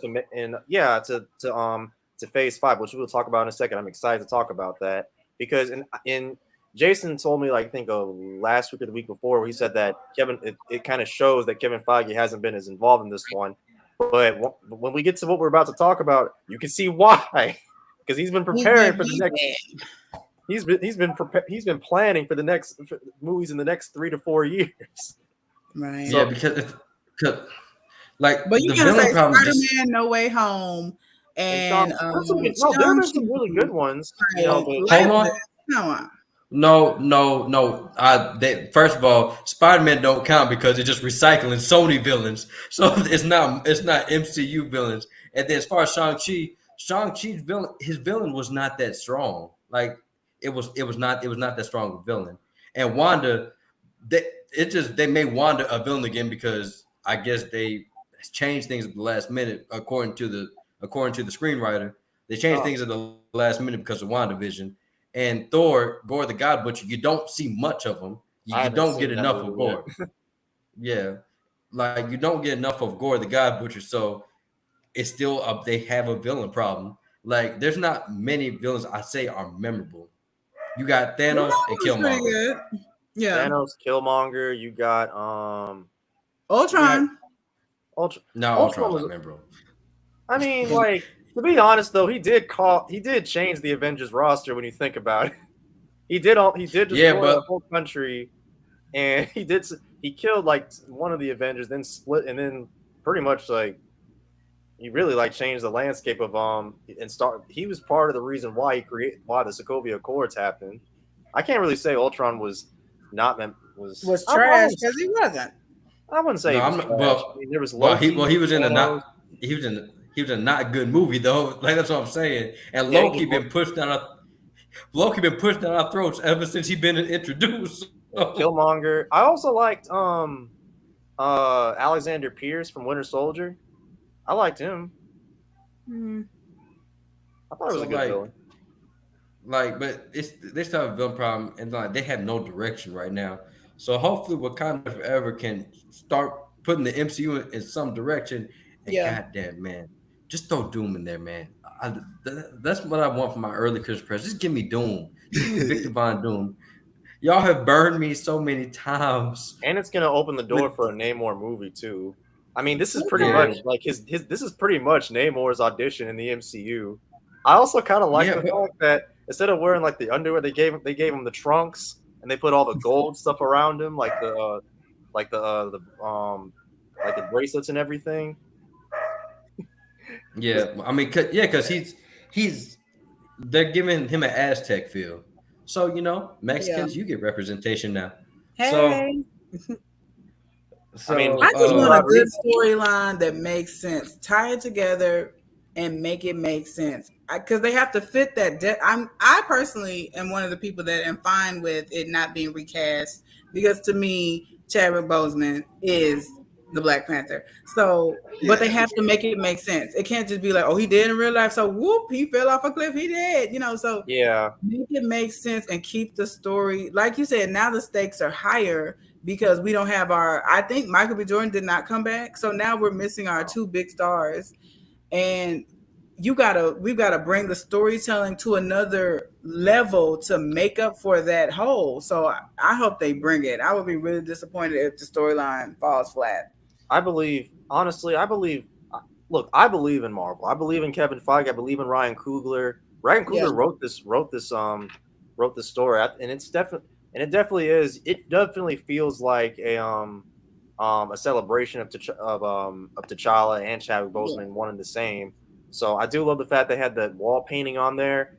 And you see, it's different. I mean, people cried when Iron Man died, but the difference is Robert Downey Jr. is not the one who He's not dead. Yeah. and and I've seen so many reaction videos to that trailer of Wakanda Forever, and like literally not just like the black people react and white people, like everybody who watched that trailer, they all cried.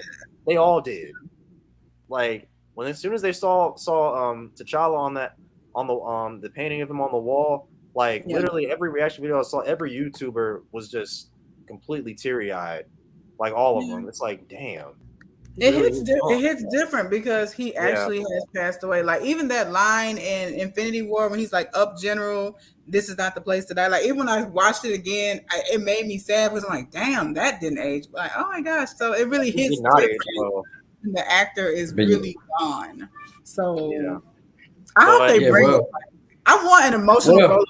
I want the tears. I want the clapping and the cheer. I want all of it. So do not drop the ball, which I don't think Ryan will because I've never seen a Coogler movie. I didn't like, but yeah, and also, and this is how they close out Phase 4 of the MCU, which is perfect. I'm glad they made this like the last movie in the Phase 4 because what better way to cap off and get back into like to more of the multiverse stuff than to end it with a tribute to Chadwick Boseman.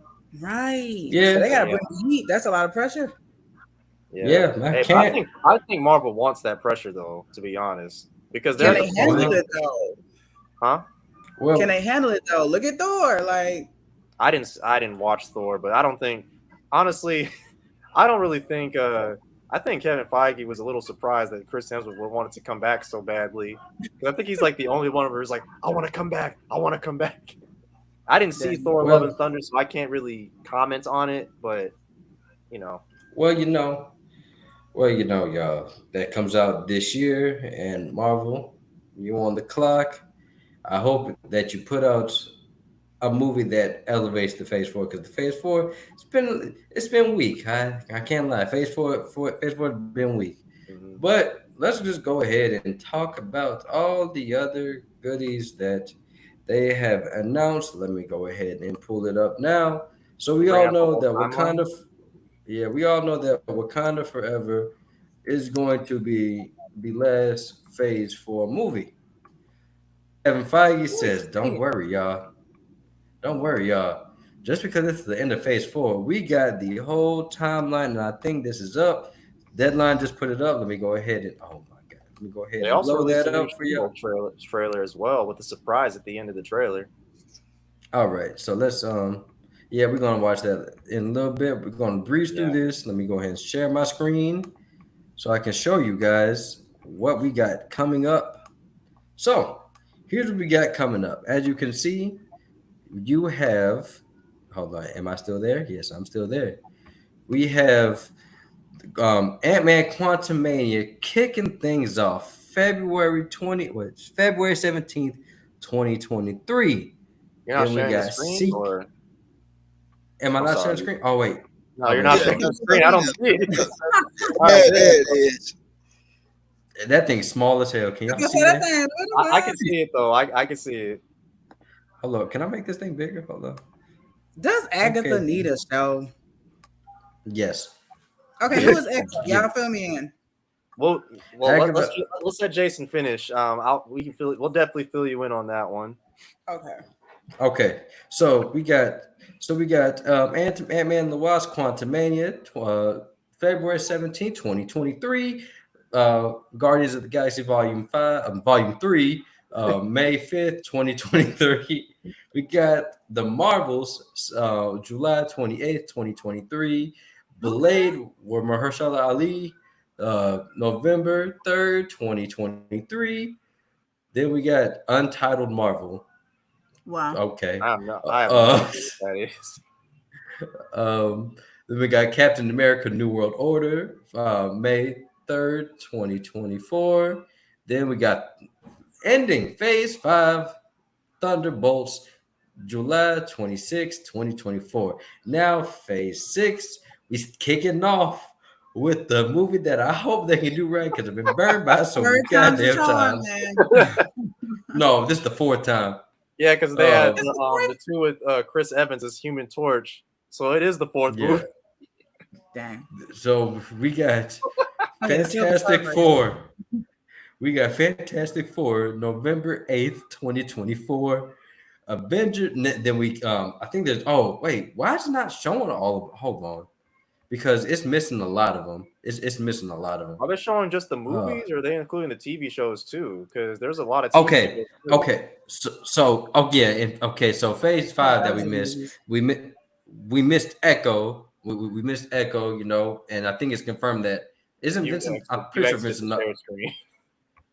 Oh wait, no, I'm looking at it on my screen. All right. Okay, so Echo's coming out summer 2023. Then you have Loki season 2 was announced. No surprise there. Ironheart's coming out fall 2023. Then of course, Agatha, Coven of Chaos, 20. I don't know what that says. Winter 2023 or 2024. Then something that me and Robbie are excited about. Our boy Daredevil, Born Again. Yes. 18 episodes. 18 episodes. And I'm hyped for that day. And it's confirmed that Vincent D'Onofrio and Charlie Cox will be back. And Marvel said that they're not going to skip on the gore. They're going to try to. Well, wait, no, I'm thinking of Marvel Zombies. My fault. But I think they said they're going to try to encapsulate that the Netflix series as much as possible. I'm not pretty sure if Marvel Zombies going to have gore, and if they promise gore and all the gore and stuff we love from zombie properties, I'm sure they won't skip on some of the violence in the Daredevil show. I can't wait for that because man, Daredevil. I still say this. It is still the best superhero TV show out there, and I will fight people on it. And also shout out to Jeffrey Cantor. Like I told him when I met him. That's the guy who plays Mitchell Ellison, by the way, in Daredevil, Karen Page's boss. Had the pleasure of meeting him when I was working at Cafe Intermezzo 2 years ago, I want to say, and. When we talked and we said, man, it's a shame about Daredevil. And we were like, well, but you never know when it will happen again. And now it's here. So what I recently posted. And it's here. Yeah. Yes. He literally posted. Now, this is interesting.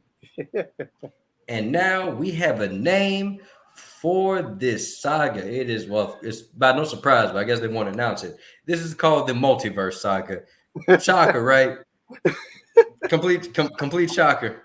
Wasn't expecting that. Jordan, are you shocked that it's called the Multiverse Saga? No, it's not. No. I mean, we could have come up with something more catchy, but give the people what they want, Yeah. And we don't have much of Phase 6. Oh yeah, also She-Hulk. We're gonna watch the trailer for that in a little bit. But we also the Avengers. They're coming back with Avengers: The Kang Dynasty and Avengers: Secret Wars. And that's why I'm saying Dr. Doom gotta come soon because he is an integral part to Secret Wars. I need my Victor Von Doom. Give me my Doom. They gave you Doom. You ain't like him.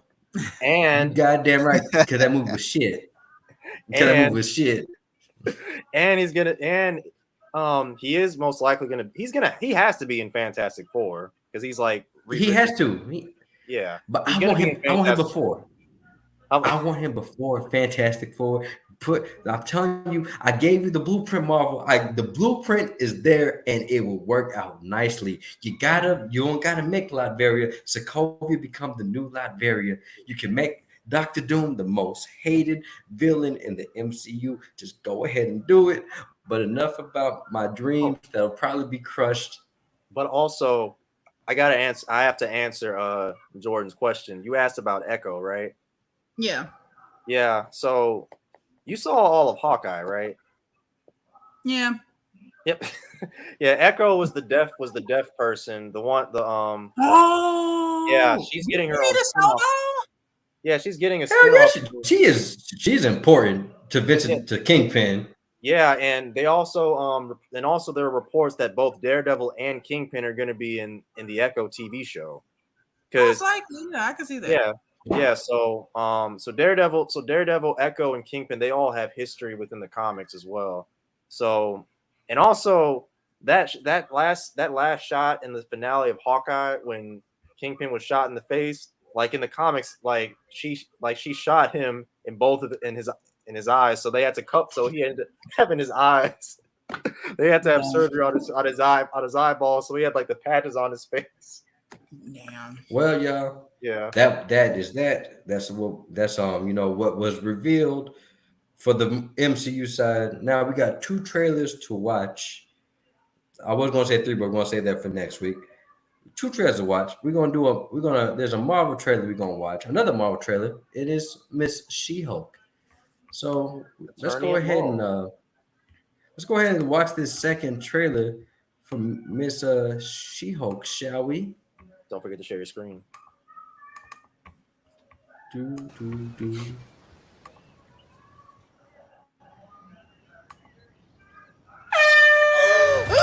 Wow! Jeez, what the hell, man? Still in control, no overwhelming feelings of rage. No! A normal amount of rage! You do revert back to Gen form when you sleep. Was the air horn really necessary? For comedy, absolutely. This is a multi-year journey you're about to embark on. You bitch. Who's your best friend? Nikki. Spandex. Spandex is your best friend. Being a Hulk asks for balance. You have so much more to learn. Yes! So I'm clearly nailing it at all these things. If you want to go back to your life as a lawyer, I respect that. He doesn't mean that.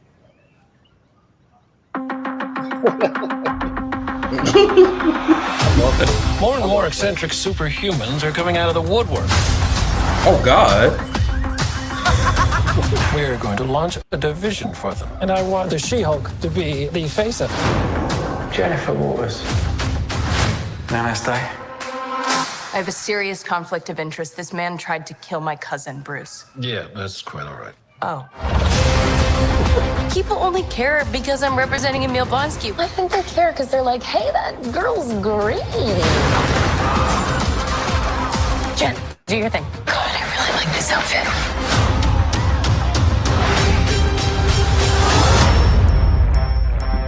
I'm not proud of this. Miss Walters, we answer to a higher power. Our universe is on the edge of a precipice. I am a lawyer. We do things by the book. The Book of Ashanti. No, the Book of American laws. Whether you like it or not, you're now a superhero. Let's do this. You know Those that dudes are friend dead. you had in high school who was way cooler than you were attractive, got all the attention from everyone? Hello. I think I'm jealous. Is that what I'm feeling? Damn!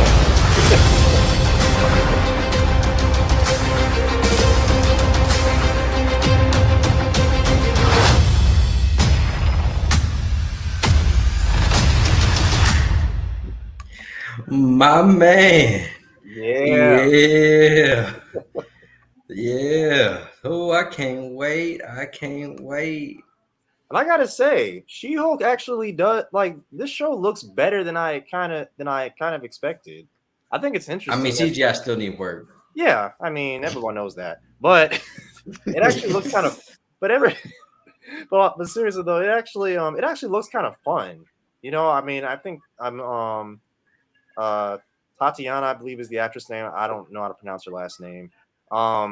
She actually looks very charming and looks like a lot of fun to watch. You know, it doesn't look I don't need anything like over the top or anything or you know, I don't need anything like big and epic. You know, I do also want to see more of the Hulk family as well. I don't think that's one thing. That's one of my biggest criticisms of the MCU is that they don't utilize Hulk enough, in my opinion. Right. Though I blame. Well, you know they can't.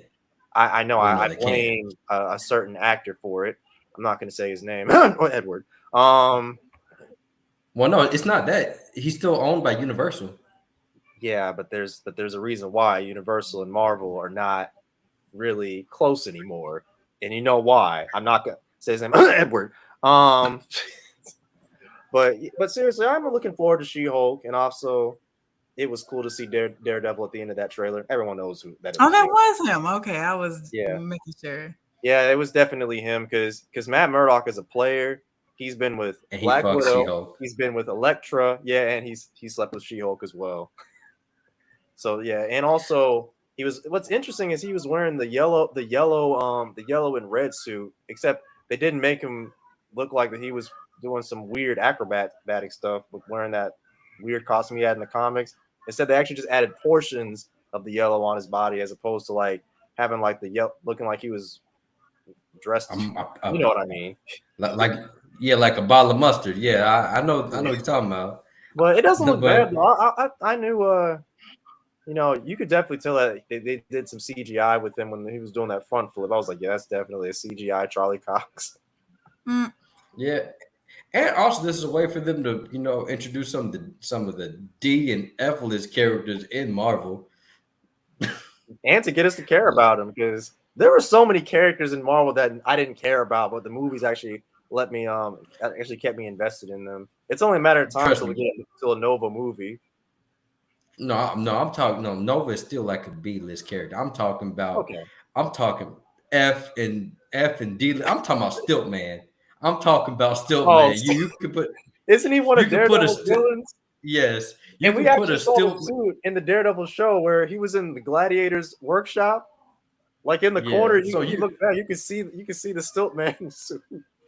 Yeah. So this show would work perfectly because you can introduce these D and C list characters, and how much you want to bet. I just feel like Howard the Duck is going to appear somewhere in this damn show. Like, you know what? He probably will. He probably will. They're like, wait, so how'd you get here? And then he can tell a story how he got there.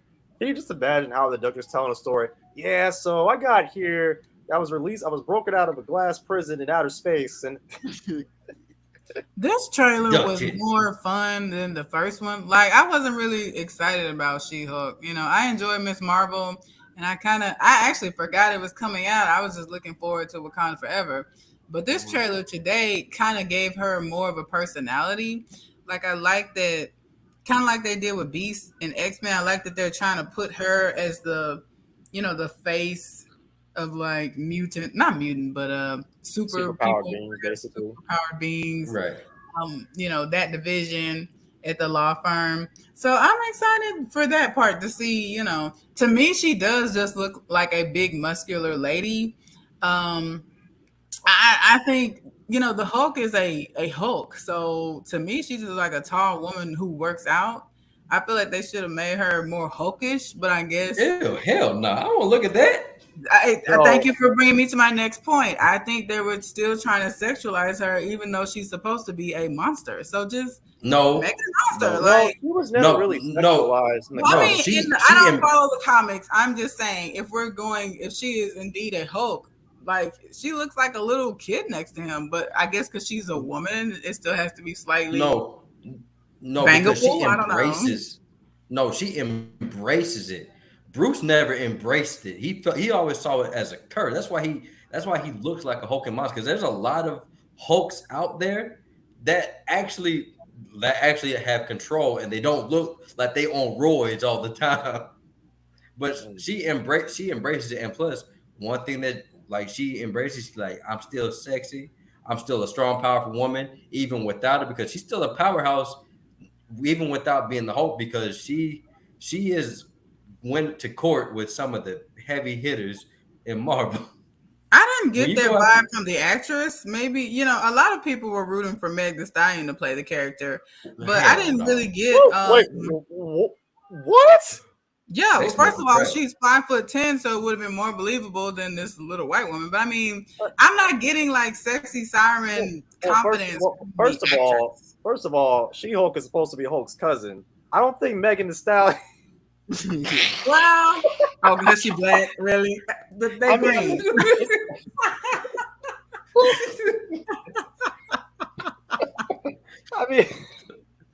I think they did say that isn't she supposed to still be in the show though, Megan Thee Stallion, if I'm not mistaken?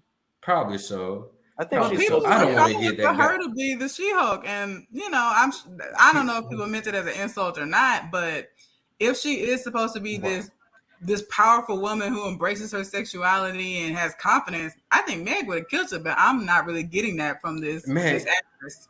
So we'll see. Either way, I'm gonna watch it. This trailer really piqued my interest.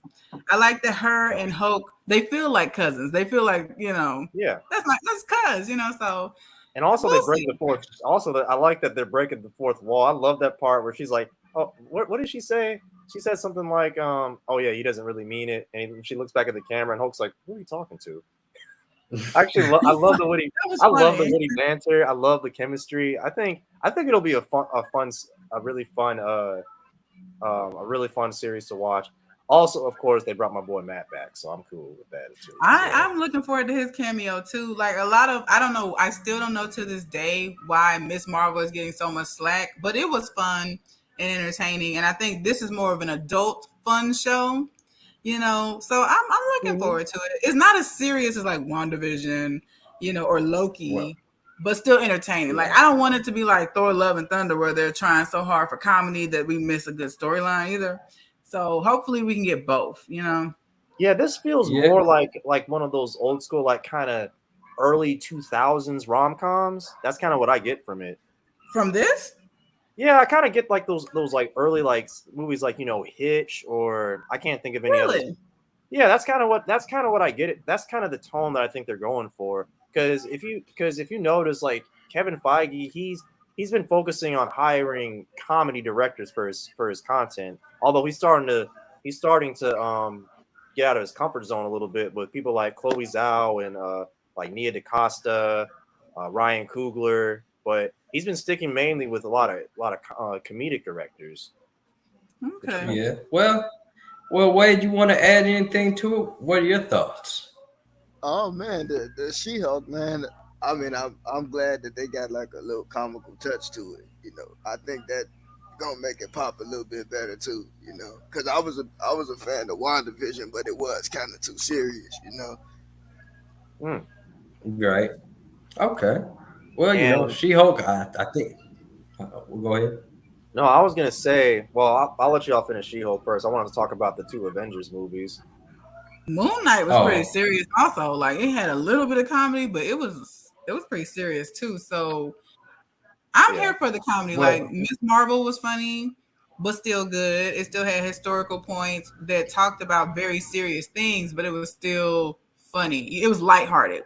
So I think we need some laugh. Like they have been giving us heavy, like especially after Moon Knight. It was like, a little lighthearted, but still good. Still a good storyline. So I'm here for it. Well, okay. Also, speaking on the Miss Marvel thing, like I said, there have been rumors that they might have 2 actors in the running to play, the main mutants, Professor X and Magneto. I was talking about Robbie about this earlier. It sounds crazy, but more and more I think about it, I want this to happen because the rumor is that they want to modernize the Professor X and Magneto, because for one, it's kind of be realistic, because if they were kids back in World War II, especially Magneto, they'd be like 90 years old at this point. 90 to 100 years old. So what they're saying is that they're going to modernize it and put them into the civil rights era, which would actually be perfect. That actually makes perfect sense. I like that. And the actor that they said they want to play Magneto, that people are calling for, is my man Gus from Breaking Bad and Stan Edgar from The Boys, Giancarlo Esposito. And I was like, I could see that. I heard they want him to be Professor X. That's what I've been saying. I would prefer to see him as Magneto. He's better as Magneto. No, better. Wait, no. I had that mixed up. It was Professor X, which I could see that because he basically does that in The Boys. Robbie, he's always a villain, so it would be nice to give him range to be good. I would like to see it, but would he smash Magneto? I think he would smash Magneto. But I think he would also do Professor X really well. Yeah, but I agree with Jason because we know he can do Magneto. He is the perfect villain. Every time. I guess I'm cool with that. I mean, it's just that He'd be out of his doesn't- element. Yeah, he has a lot more range than that. So I guess it'll be very, very different. He does have that he has that kind of upper echelon kind of. I don't want to say elite. I'll say elitist for lack of a better. Classy, just classy, maybe. Yeah. You know, he has that presence. You know, he's always playing a guy in power. Like I always like joke. I mean, I joke around about this, but I mean it in The Boys. He's basically Lex Luthor in The Boys. No, he is Lex Luthor in The Boys. Yeah, I mean, that's what he is. And so his superpower is contingencies. Yeah. So who would you choose for Magneto if not? Oh, I'm getting to that because this is also another rumor, and I hope that these two are true. So they said they want to play Magneto, somebody that can pull it off, and I saw it when I thought about it. And Marvel has the pull to do it nowadays because they've gotten Oscar nominated actors before, but they said they want Denzel Washington to play Magneto. And at first, I was like, that is crazy. But I thought about it. Never. But then I don't think he would do it.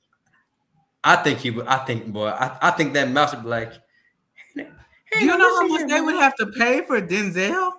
And not only that, would Denzel be? Would he do it? Yeah. Well, and the thing is, like for Marvel, this is Magneto we're talking about. Magneto, right. who IGN and even like many others consider Magneto like the best villain in Marvel comics. He's that good. Right. He's that iconic. Yeah. So it's like, you know, Marvel's Disney and Marvel and Disney are going to be like, look, if you're going to play Magneto, you're going to have to play this character for at least the next 5 or 10 years.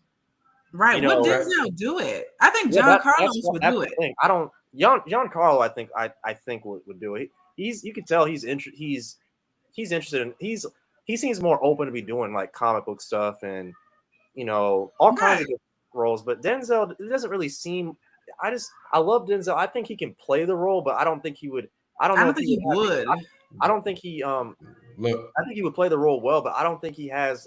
If he would have the energy and the amount of like, I don't know if he would have. Robbie?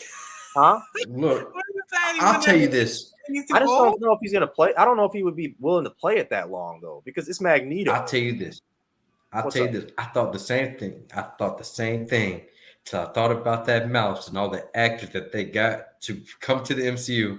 Mickey gonna be like, Goofy, go ahead and bring the money out here. Go ahead and bring a boatload of money. Denzel. But Denzel's a different level. Like, that's, like you said, upper echelon. That's A list. Look, I'm telling you,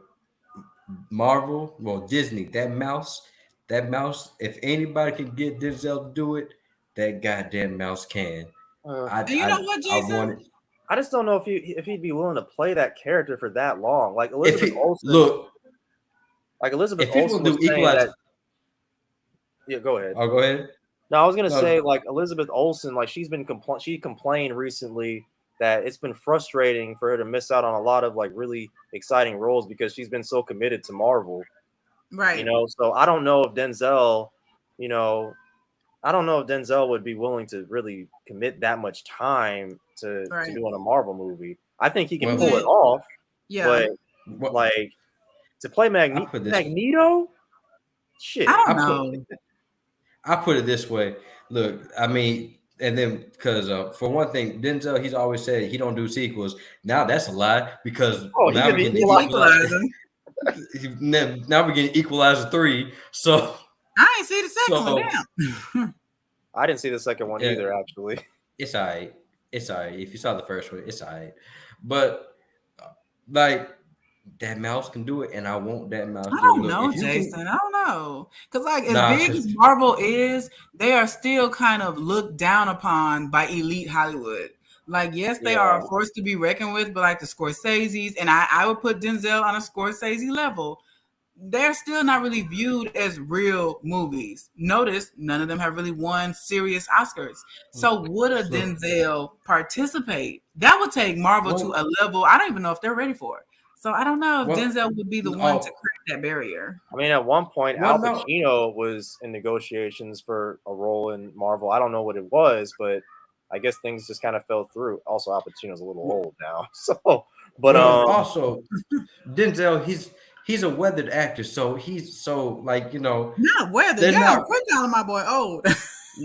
No, I'm just talking about like he's been doing this for a while, and I'm just saying, maybe I want to do. Look, if I could just get an Alonzo type Magneto, I would love that.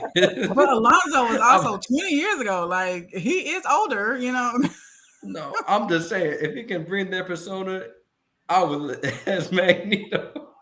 I think we should stick with John Carlos. You might be right, Robbie. I don't know. Denzel's a wonderful idea. I think he's a better fit for Magneto, but I do respect y'all's opinion about how he's always playing villains because he plays them so well. So I'm cool with him being Charles Xavier. Right. Either way, I'm gonna support John Carlos. If they can get Denzel, you bet your ass I'm gonna watch it because I like X-Men movies anyway. But could they get him?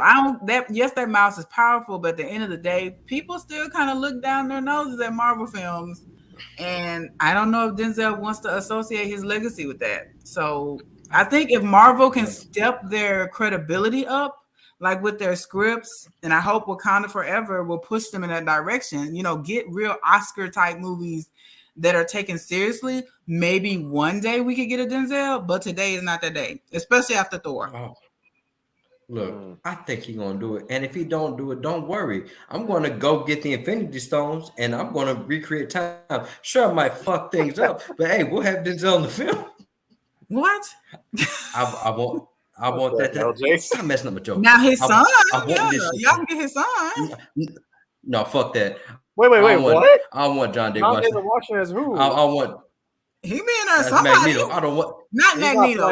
He ain't old enough to play Magneto. Cyclops. Hell no. I don't know. I don't think that's gonna work. How y'all gonna fanboy over the daddy and piss on the son? I didn't see. I feel like he ain't shit. Oh my god. Compared to his daddy, he ain't shit. But oh my god. But I want. Look, I love John D. Washington, but look. I want my Alonzo Magneto. Let me dream. Stop killing my dreams, Jordan. Stop killing my dreams. So who's a black actor that y'all can think of who's seasoned and that we hold dear other than Denzel, other than John Carlos, who you think could play Magneto? I honestly can't think. What about Terry Crews? Terry Crews. Okay, we're going. No. We're going. Hold on. We're taking things a little bit. Nobody hates Chris. Terry Crews. Okay. We're going to what Robbie was. No, okay, we're going next thing after that. She just killed me. I'm trying to look for some actors who could possibly play Magneto. Well, we're gonna go ahead and move on because now she done burned. What's his name? The last king of Scotland. What's his name? Don't tell me it's Yeah, he could do it. Hell no. Hell, first of all, hell no. First of all, he was already a character in Black Panther who was killed off. Oh, you're right. Damn. Yeah. Okay, never mind him. Man, Yes. if anything, I would want Denzel Washington to play Blue Marvel. Well, nah, because if you've seen Blue Marvel, boy, they put a little bit of it, but Robbie, you remember Blue Marvel came from a time where they had black people speak a lot of jive. I do not want to hear Denzel speak jive. Well, I do not want to hear nothing to Bill Cosby. So y'all can't think of anybody, really? No, really? I can only think of Giancarlo Esposito as Magneto. That would be the perfect casting for him. But he always plays a bad guy. So, all I want is Denzel. What about so Ben Reigns? Nah. Hell, no, we going. No, he's a little going. I don't know. I think he's a. I don't know. I don't get Magneto. When I think of Magneto, I think of like Wesley Snipes. No. And also he played Blade. It'd be kind of weird to see him as Magneto when Mahershala Ali is Blade. Can you imagine if they made each other? What's up? My twin. I think Wesley could do it. Hey, Robbie. He has the range. Hey, Robbie. You go like, you my twin, and then Lance Reddick from Resident Evil come in. You my twin too. Wow. They do that Spider-Man pose. But you know what, man? I think Wesley could do it. I don't know. No, I mean, because but I'm you not know, saying no Magneto, names. because when I think of Magneto, I think of like kind of like the like that like kind of like a philosopher type of vibe. Like someone Yeah. like that's why Giancarlo was so perfect for that role, but I can't think of any other There's alternative. gotta be. I think the best I can think of, aside from the three we name or the two we named, is Wesley. He's the only one with the range in that age group. no. Well, look, y'all. Here's somebody You didn't even that say anybody. because all I want is that I already told you. All I want is Alonzo. We not going to look. You're I'm not just gonna getting say this. Denzel, Look, man. You're not getting Denzel. Not yet. Marvel got to step the game up. Stop killing my dream. Marvel's a multi-billion. Okay. What Well, does that mean if they getting looked down Well, you know on? who could. Well, you know who could play Denzel. Well. I mean, I play Denzel, but you know who's trying to be basically a Marvel character. This man, Terrance Howard. If y'all haven't heard Terrance Howard's latest, I know you know. Oh, okay, well. No, I think I may have found someone if I can get the name right. God damn, Robbie, we on time. We will do a separate show. We will do a Let separate show. him say. Who is it? No, I'm trying to find the where is he? Where the fuck? God damn it! All right, hold up. It better not be nobody right here. How about I him? cannot see that. No, hell no. I forgot his name. Are you talking about cute Kimura Lee? I know you're. Baby daddy or Blair No, Underwood? you talking about Jamon Hansu. Hell No, no. not him. Blair Oh, Underwood. this dude. Blair Underwood. Yeah. No. Why not? Denzel level. Oh my god. We ain't talking about this. I can't see him as Magneto, but you know Well, what? he was a villain in the Tyler Perry movie, the Medea's Family Reunion. Okay, he is automatically disqualified. Oh, wow. Tell us why, Jason. Tell us why. Oh, you want to know why? Because Tyler Perry movies suck. That's why. Moving on now. Wow. You already know how I feel about Tyler Perry, but like I was saying, this a man that you dug Blair Underwood up. I wouldn't even think about it. I mean, I don't know. He just kind of, I don't know. I just feel like he could play Magneto very well. I think he has a lot of grittiness to him. He's been a villain before, like I said, but he might could do it. You know. Well, you know, Jason, you evil. We talk. I am. Well, you know, we talk about actors who wants to be cast in the MCU. Here's an actor who wants to be back in the MCU so bad, he's trying to make Wakanda Uganda. Terrance Howard. I don't know if you heard the latest. Oh, he was an Iron Man. I don't know if you heard of the antics of all these celebrities in. I'm about to say Wakanda. No, wait, Jason, I hate to interrupt you, but I thought of somebody, y'all, and you don't have to agree with me, but Tyler Perry. Hell no. Now you're just joking. But anyway, what range? He has a range of bad. He has a range of bad wigs. That's what he got. Talking about he got really. He's been Alex Cross. Wasn't he in the Matrix? Sucked. Alex Cross sucked. Wow. Alex Cross was terrible. Oh my god. He's got the range. I'm just saying. What range he got? The only good thing I can remember him in was Gone Girl. That's another one. That's another one. He didn't do anything in Gone. What was he? The lawyer? Yeah, he was a lawyer, a doctor, therapist, something. He was like their friend. He was like their friend or whatever. Like I said, hell, well, I would. So you would pick Blair Underwood over Tyler Perry? Tyler Perry. I would pick neither one of them. I would break Mickey's little ass legs if he decided to put Tyler Perry in. So who would you pick? Because you're not getting Denzel. I already told you. Denzel's all I see. Just like I said about Victor Von Doom. If Victor Von Doom is not introduced in these next two films, I'm gonna be mad. So I'm stubborn when it comes to that. I already have it in my brain, and that's what I want. You're not getting but Denzel, you know, man. They could just they honestly you know, might just choose someone that we're not familiar with, because that's what Marvel usually does. Like whoever they choose, I trust Marvel to make the right decision, because they know they've gotten their casting at least 95% right. I don't know, Well, you know, 95. look, Y'all know the black look, guy man. off the State Farm commercials? The one off Hey, Wait Next no, Door? stop, name it. No, I wouldn't. He is not Right, but you Magneto. know what I'm talking about? You mean from Allstate? Is it Allstate or State Farm? State Farm's the young dude. The Allstate one is Come on, Jake. You Nah, better he's not a say, little first dude. of all, He has too much He's of a a black supermodel actor with a looking. really deep voice, and he was on Yeah. Way Next Hill. Yeah, but his I feel like he reminds me too much like a supermodel. Like you gonna be You like talking about the same Charles. person? Hold on. No, but you talking about the Allstate stands. Are you in good hands? That dude, the Yeah. With a Allstate deep dude. voice. First of all, I'm just gonna be hearing just dialogue like Charles. We need to sell these people insurance. That's all I'm gonna think of, just him selling insurance. So no. Now His back to name what is I was saying Dennis before. Haysbert. What? Well, I don't care. No, hell no. Let me show y'all. Let me show you. I know what he looks like. I know who. No, I'm not. No. Wait, Jason.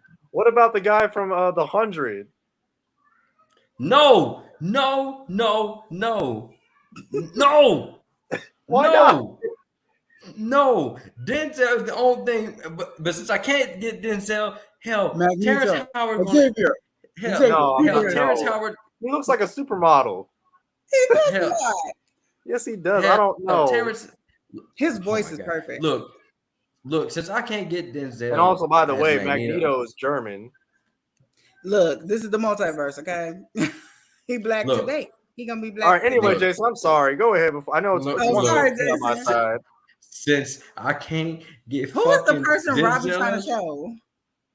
I don't know, but I don't care right now because since I can't get Denzel Washington as Magneto, at least Terrance Howard can bring Wakanda to Uganda. Same man. There's a little video that he put out about 11 days ago talking about he developed a new hydrogen technology. We're just going to listen to what Mr. Terrance Howard has to say. Okay. Born Terrance Deshaun Howard. I've become an actor. You know, I've been nominated for Oscars and Golden Globes and SAG Awards, but those weren't the things that really moved me. As a child, I studied chemical engineering at Pratt Institute, was there for 2 years until I saw that there was an inconsistency with the math there. And so I went out to explore a new way of understanding how the universe works, and I was able to define the grand unified field equation they've been looking for and put it into geometry. And then with that geometry, I was able to put props on that. And what I'm saying is now we have invented a new form of flight that I would like. She looking like, I don't know what this Negro talking about. Like to bring here to Uganda, to replace the drones, to replace the helicopters, to replace the planes. We have all the funding necessary. What we need is just a fertile ground in which to build this. Now, this is the geometry of hydrogen. Of hydrogen. Hydrogen. This is the proton. But they looking at that man like, what the fuck? Like hydrogen. It wasn't like to enforce it, like, nigga, really hydrogen? Like on itself. So any bond that hydrogen can make, our linchpins are able to make. So we're talking about unlimited bonding, unlimited predictable structure, supersymmetry. And the linchpins are now able to behave as a swarm, as a colony that can defend a nation, that can harvest food, that can remove plastics from the ocean, that can give the children of Uganda and the people of Uganda an opportunity to spread this and to sell these products throughout the world. So we are no longer just selling agricultural products and pieces from the land. We can now sell and take center stage with technology. But the main purpose is to defend the sovereignty of a peaceful place and a peaceful people without having to have our young men lose their lives. All right. So what What? All I saw was Lucius Lyons. You know that one person in the room who just talks a bunch of nonsense and acts like he's the smartest person in the room, and he sounds like he feels like he's actually intelligent, but when everyone else realizes that person is stupid, that's basically what Terrance Howard was acting like right now. I'm like, what the hell is he talking about? Damn. Man, to be honest, this is just footage of me giving a presentation that I bullshitted in the last 30 minutes of the night before I had to turn it in. You know who would be best friends with him though, Jason? Yeah. Jay, what? You know who would be best friends with him? Who? Kyrie Irving. So who? Kyrie Irving. Look, man, I'm gonna just tell you something because we're gonna spend too much time on this. Yeah, I heard you. Oh, I completely ignored it because I know, but I'm gonna just tell you, Uganda, stop letting these famous black people steer you wrong. First, it was Kanye, then it was Akon with Akon City, and I don't know if y'all seen Akon City, but it just looked like a city with a bunch of sex toys, a bunch of buildings that look like sex toys. That's all Akon City was. Man, hold on. You think I'm playing? Robert, you think I'm playing? Have you seen Terrance Howard? Hold up. Akon City. Akon City. Y'all look at that. Jason sent this to me earlier today. What does that look like to you? That's Terrance Howard's vision earlier. That's Akon. That's Akon's vision. Oh. Yeah, that's Akon's vision. Hold on. Let me pull it up. Jordan, what does that tower look like to you? Your screen is kind of. Let me see. Hold up, I got it. Hold on, I'm pull it up. Futuristic Akon. So has Akon built anything or not? This looks like a blueprint or something. No, Akon not built nothing. Here is Akon City. Boy, Akon. Yeah, that's what I'm seeing. It looks like a dildo in the middle. That's how. Wow. Look at Jordan. Look at it. I am a woman, and I didn't think that when I saw that. Like what? Jordan, look at it. Look at the tower. Look at it. Upon further review, it is kind of giving. I don't know. You can't even deny it. Well, since you pointed it out, yeah, I mean a little bit. This man, stop giving these famous people money. You got stop funding these people. They do not care about y'all. Just like the what you call it? Remember what was that? The name of that event? Mariah and I watched this documentary. It was called Firefest, about the guy who basically screwed everybody over. Oh yeah. And Ja Rule was part of it apparently. Africa, stop giving these celebrities money because they're doing. Jordan leave? You got Terrance. No, Jordan didn't leave. Oh, okay. Never mind. Wait, are you here? Hold on. I'm here. Oh, okay. Yeah, but yeah, man. Stop giving these people money because Terrance Howard, he don't know what the fuck he talking about. Excuse me, Terrance said they already have all the funding. Get it right. Either Marvel, way, just give this man back his. Marvel, just give this man back his job so he can stop doing crazy shit like this. All I saw was Lucius Lyons. Like he even got the hair part and the perm like Lucius. That's his character off Empire. But he might be. He does a lot of things. I mean, y'all know he had an album. So I mean. Yes, an album to mechanical engineer. I totally believe that. He's versatile. Yeah, man. The linchpins, man. We got new hydrogen technology, man. We can make space travel and transportation. It's all there, man. Even though hydrogen is just the atom, we stop.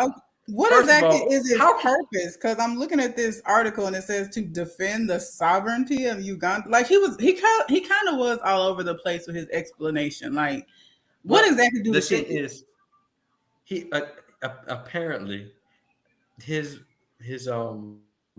plan his plan for the new hydrogen technology can do everything from transportation to preserving crops to making soil fertile again. Something else to bring back Thanos. I don't know. This man all over the place. Like, Okay, let me read what one of the ladies on Twitter said. It is so degrading to Ugandans and to Africans as a whole for an official government arm to platform this fool and even give him this much access. This is gibberish. Y'all stop. This is gibberish. Your local scientists and engineers can tell you as much. Well, damn. I was hoping because I was rooting for him. That's really bad though. I mean, it kind of goes back to the Manti Te'o situation when he said he had a girlfriend and people made fun of him for it being imaginary. Damn.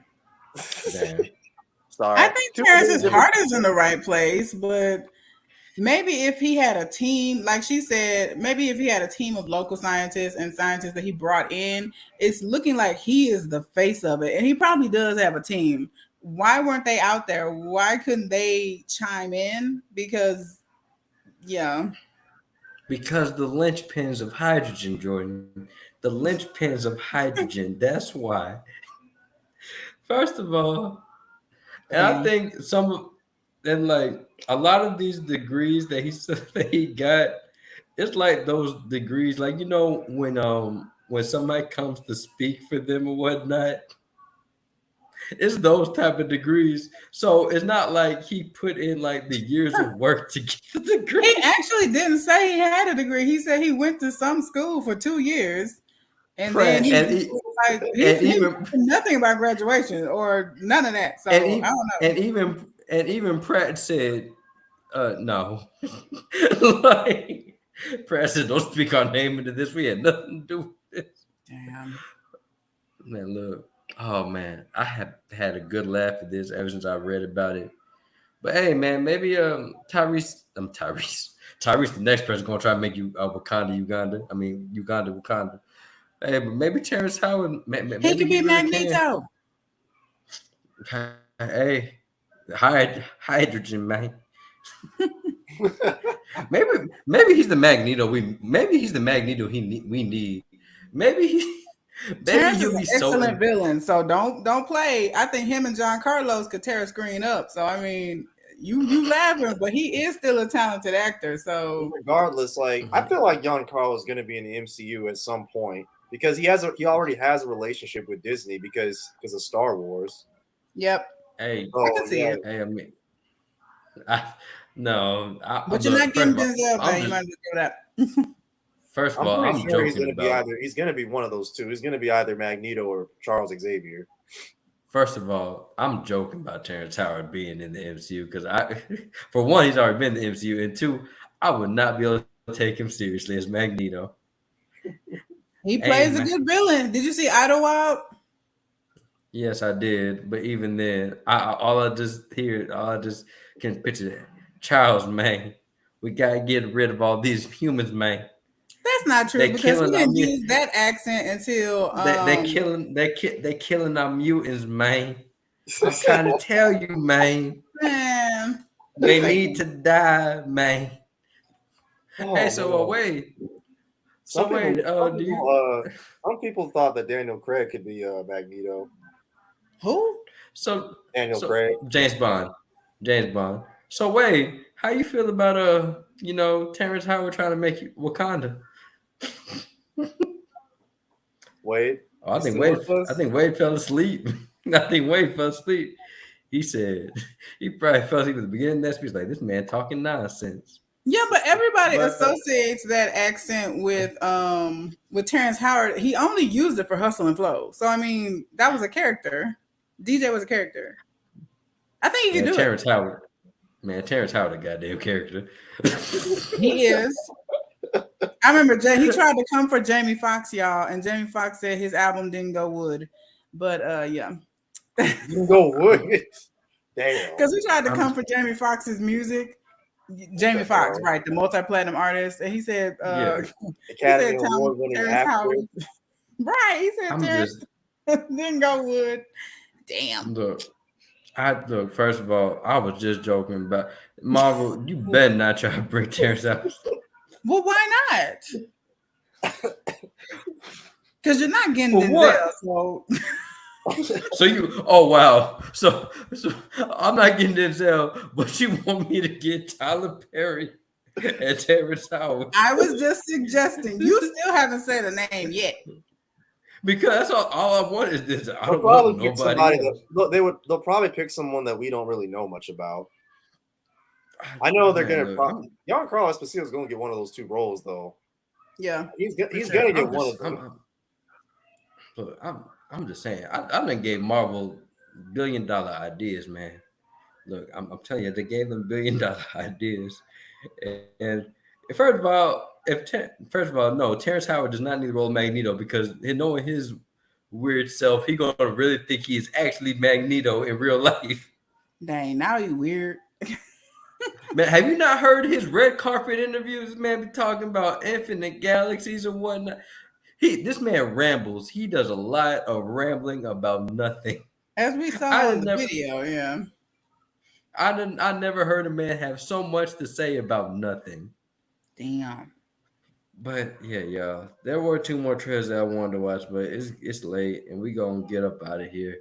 Yeah, Tyler Perry for Magneto. No, hell no. Hell, matter of fact, hell no. You know you what, might not Jordan? pull up the damn Tyrese thing. You know what, Jordan?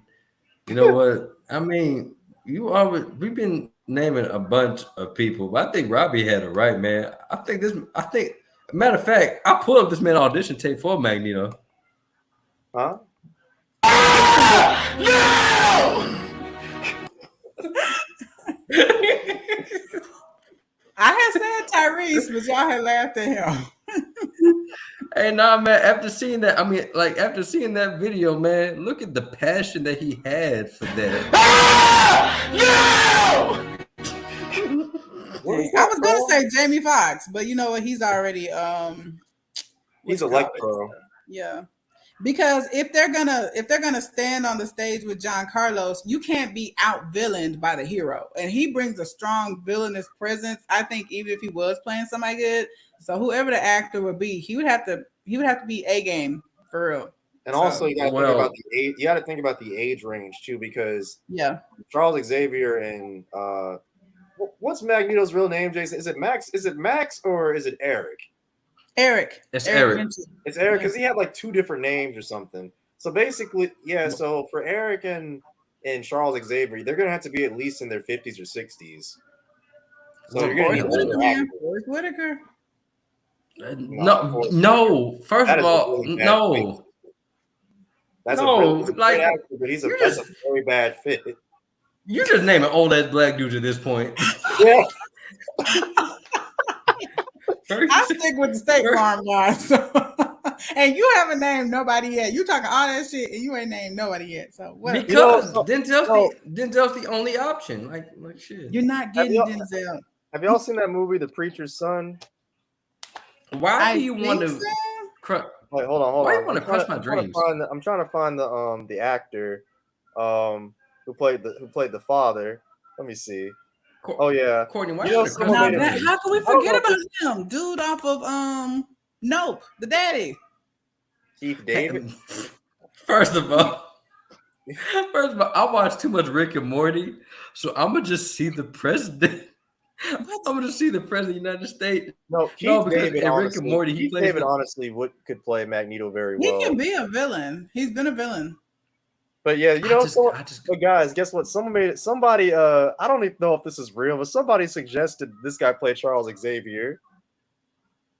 Yes, I saw that. Hell no. Pinky. Hell no. Yeah. Just because he's bald. Literally just because he's bald. That's it. They were making memes and everything. I had posted some in the group. No, we are not. No, man. Look, But in hindsight, he really, outside of Panky, he really does have acting range. He does. Man, look. If y'all ain't gonna give me Denzel, just keep him white. Just keep him white. I mean, there were rumors. People did say Daniel Craig, and I'm like, you know what? I can't be mad at that choice. Daniel Craig is if I can't, James Bond. Show me a picture. Oh my God. The Are you latest. talking about the white guy? Because we're talking about black people here. Yeah, I'm just saying. No, saying, even if like I was answering Jason's question, like if we can't find a black dude, I think he would play a very good Magneto. We keep looking for another black. First of all, your opinion's invalid. After you said Tyler Perry, your opinion is thrown out the window. So you're gonna sit here and say Tyler Perry don't have range? No, yes, I'm gonna sit here and say he has a range of wigs. Yes. Wow. As Magneto, no, I'm not. How the hell are we gonna see? No, just imagine y'all. Hello. He's gonna have the wig. He's gonna be levitating with Magneto. He's like, hallelujah. Hello, Xavier. I'll be like, no, I'm not going to be able to take him. Tyler Perry. With a really, really good acting coach, he might surprise us. No, look, with all due respect, I have nothing but tremendous respect for Tyler Perry. But I just can't see him like just floating through the air, being like, hallelujah, mutants. Like, come on now. See, you can't even. That's because you're using the Medea voice. Because that's all I'm gonna see. Can you just imagine Tyler Perry with a helmet on, just floating in midair, like saying, Charles, meet the Brotherhood of Mutants. How are we gonna? I mean, why you sound like suffering secretary? And then first of all, he ain't gonna want to do it because he's gonna want to tell Marvel, I want to do my own script. And that Malcolm like, get the fuck out! Get the fuck out! Donald Goofy, handle this dumb motherfucker. Hell no. But seriously though, like, yeah, they need someone. If they're gonna get an actor, they're gonna have to get people like in their between. I say no older than maybe like 65 and no younger than 50. Man, look, so 50, no, wait, you said Forrest Gump? Hell no, I'm not saying. But if we're gonna talk about equal level with John Carlos, it would have to be Wesley. Like, who else is there? It'd have to be Wesley. Why would you want Wesley Snipes? Because he can stand on a stage with John Carlos and not be outshined. But the thing is about he is not gonna look like with that big helmet on. It's gonna look like cosplay. What is the damn helmet? You keep talking about the helmet. Oh my goodness. We can change the outfit. Like I said, no, you can't, man. No, that helmet is iconic. Denzel can pull the helmet. Look, if I can't get Denzel or Giancarlo, just keep him white. Or if you want to do representation, just make him Mexican. Oh my goodness. I'm just saying. I gave some good options tonight. So if y'all still ain't found y'all Magneto, I don't know. The fuck you did. Hell no. You said Tyler Perry. Giancarlo is honestly perfect for Magneto. He has the right age range. He's got the hair, and he plays villains so well. He's perfect for Magneto. I honestly think finding Charles Xavier is not as hard, but finding Magneto, like I said, I just see him in that wheelchair, being smug and snarky like Xavier. Because Professor Xavier, he's not a good person. Like so he can still have evil tendencies because Professor Xavier is not a good person. So Jason, how about this? How about Charles Barkley? All right, y'all, we're gonna end this. We're gonna end this episode because these niggas talking crazy. It's past their bedtime. They done said Tyler Perry. They done said, who else y'all say? The State Farm guy. I'm surprised y'all didn't say the Old Spice guy. Y'all done said Pinky from Friday. That man gonna get activated. That man gonna get Jerry curl juice all over the seat. That man gonna get Jerry. Oh man, but this has been a long episode, y'all. Well, y'all, I would say goodbye to Wade, but I think Wade done fell asleep on us. I think he had enough.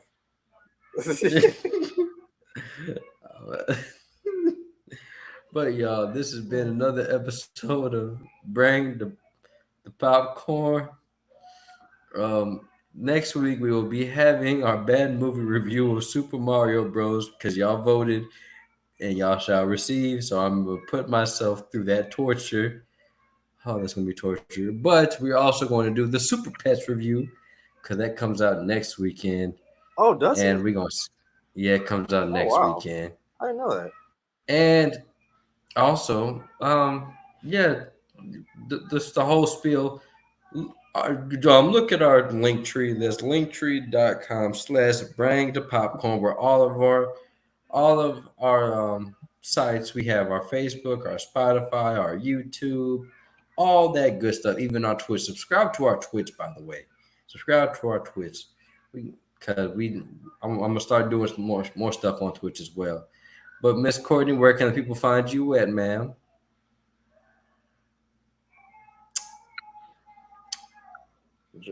All right, Robert, where can people find you at?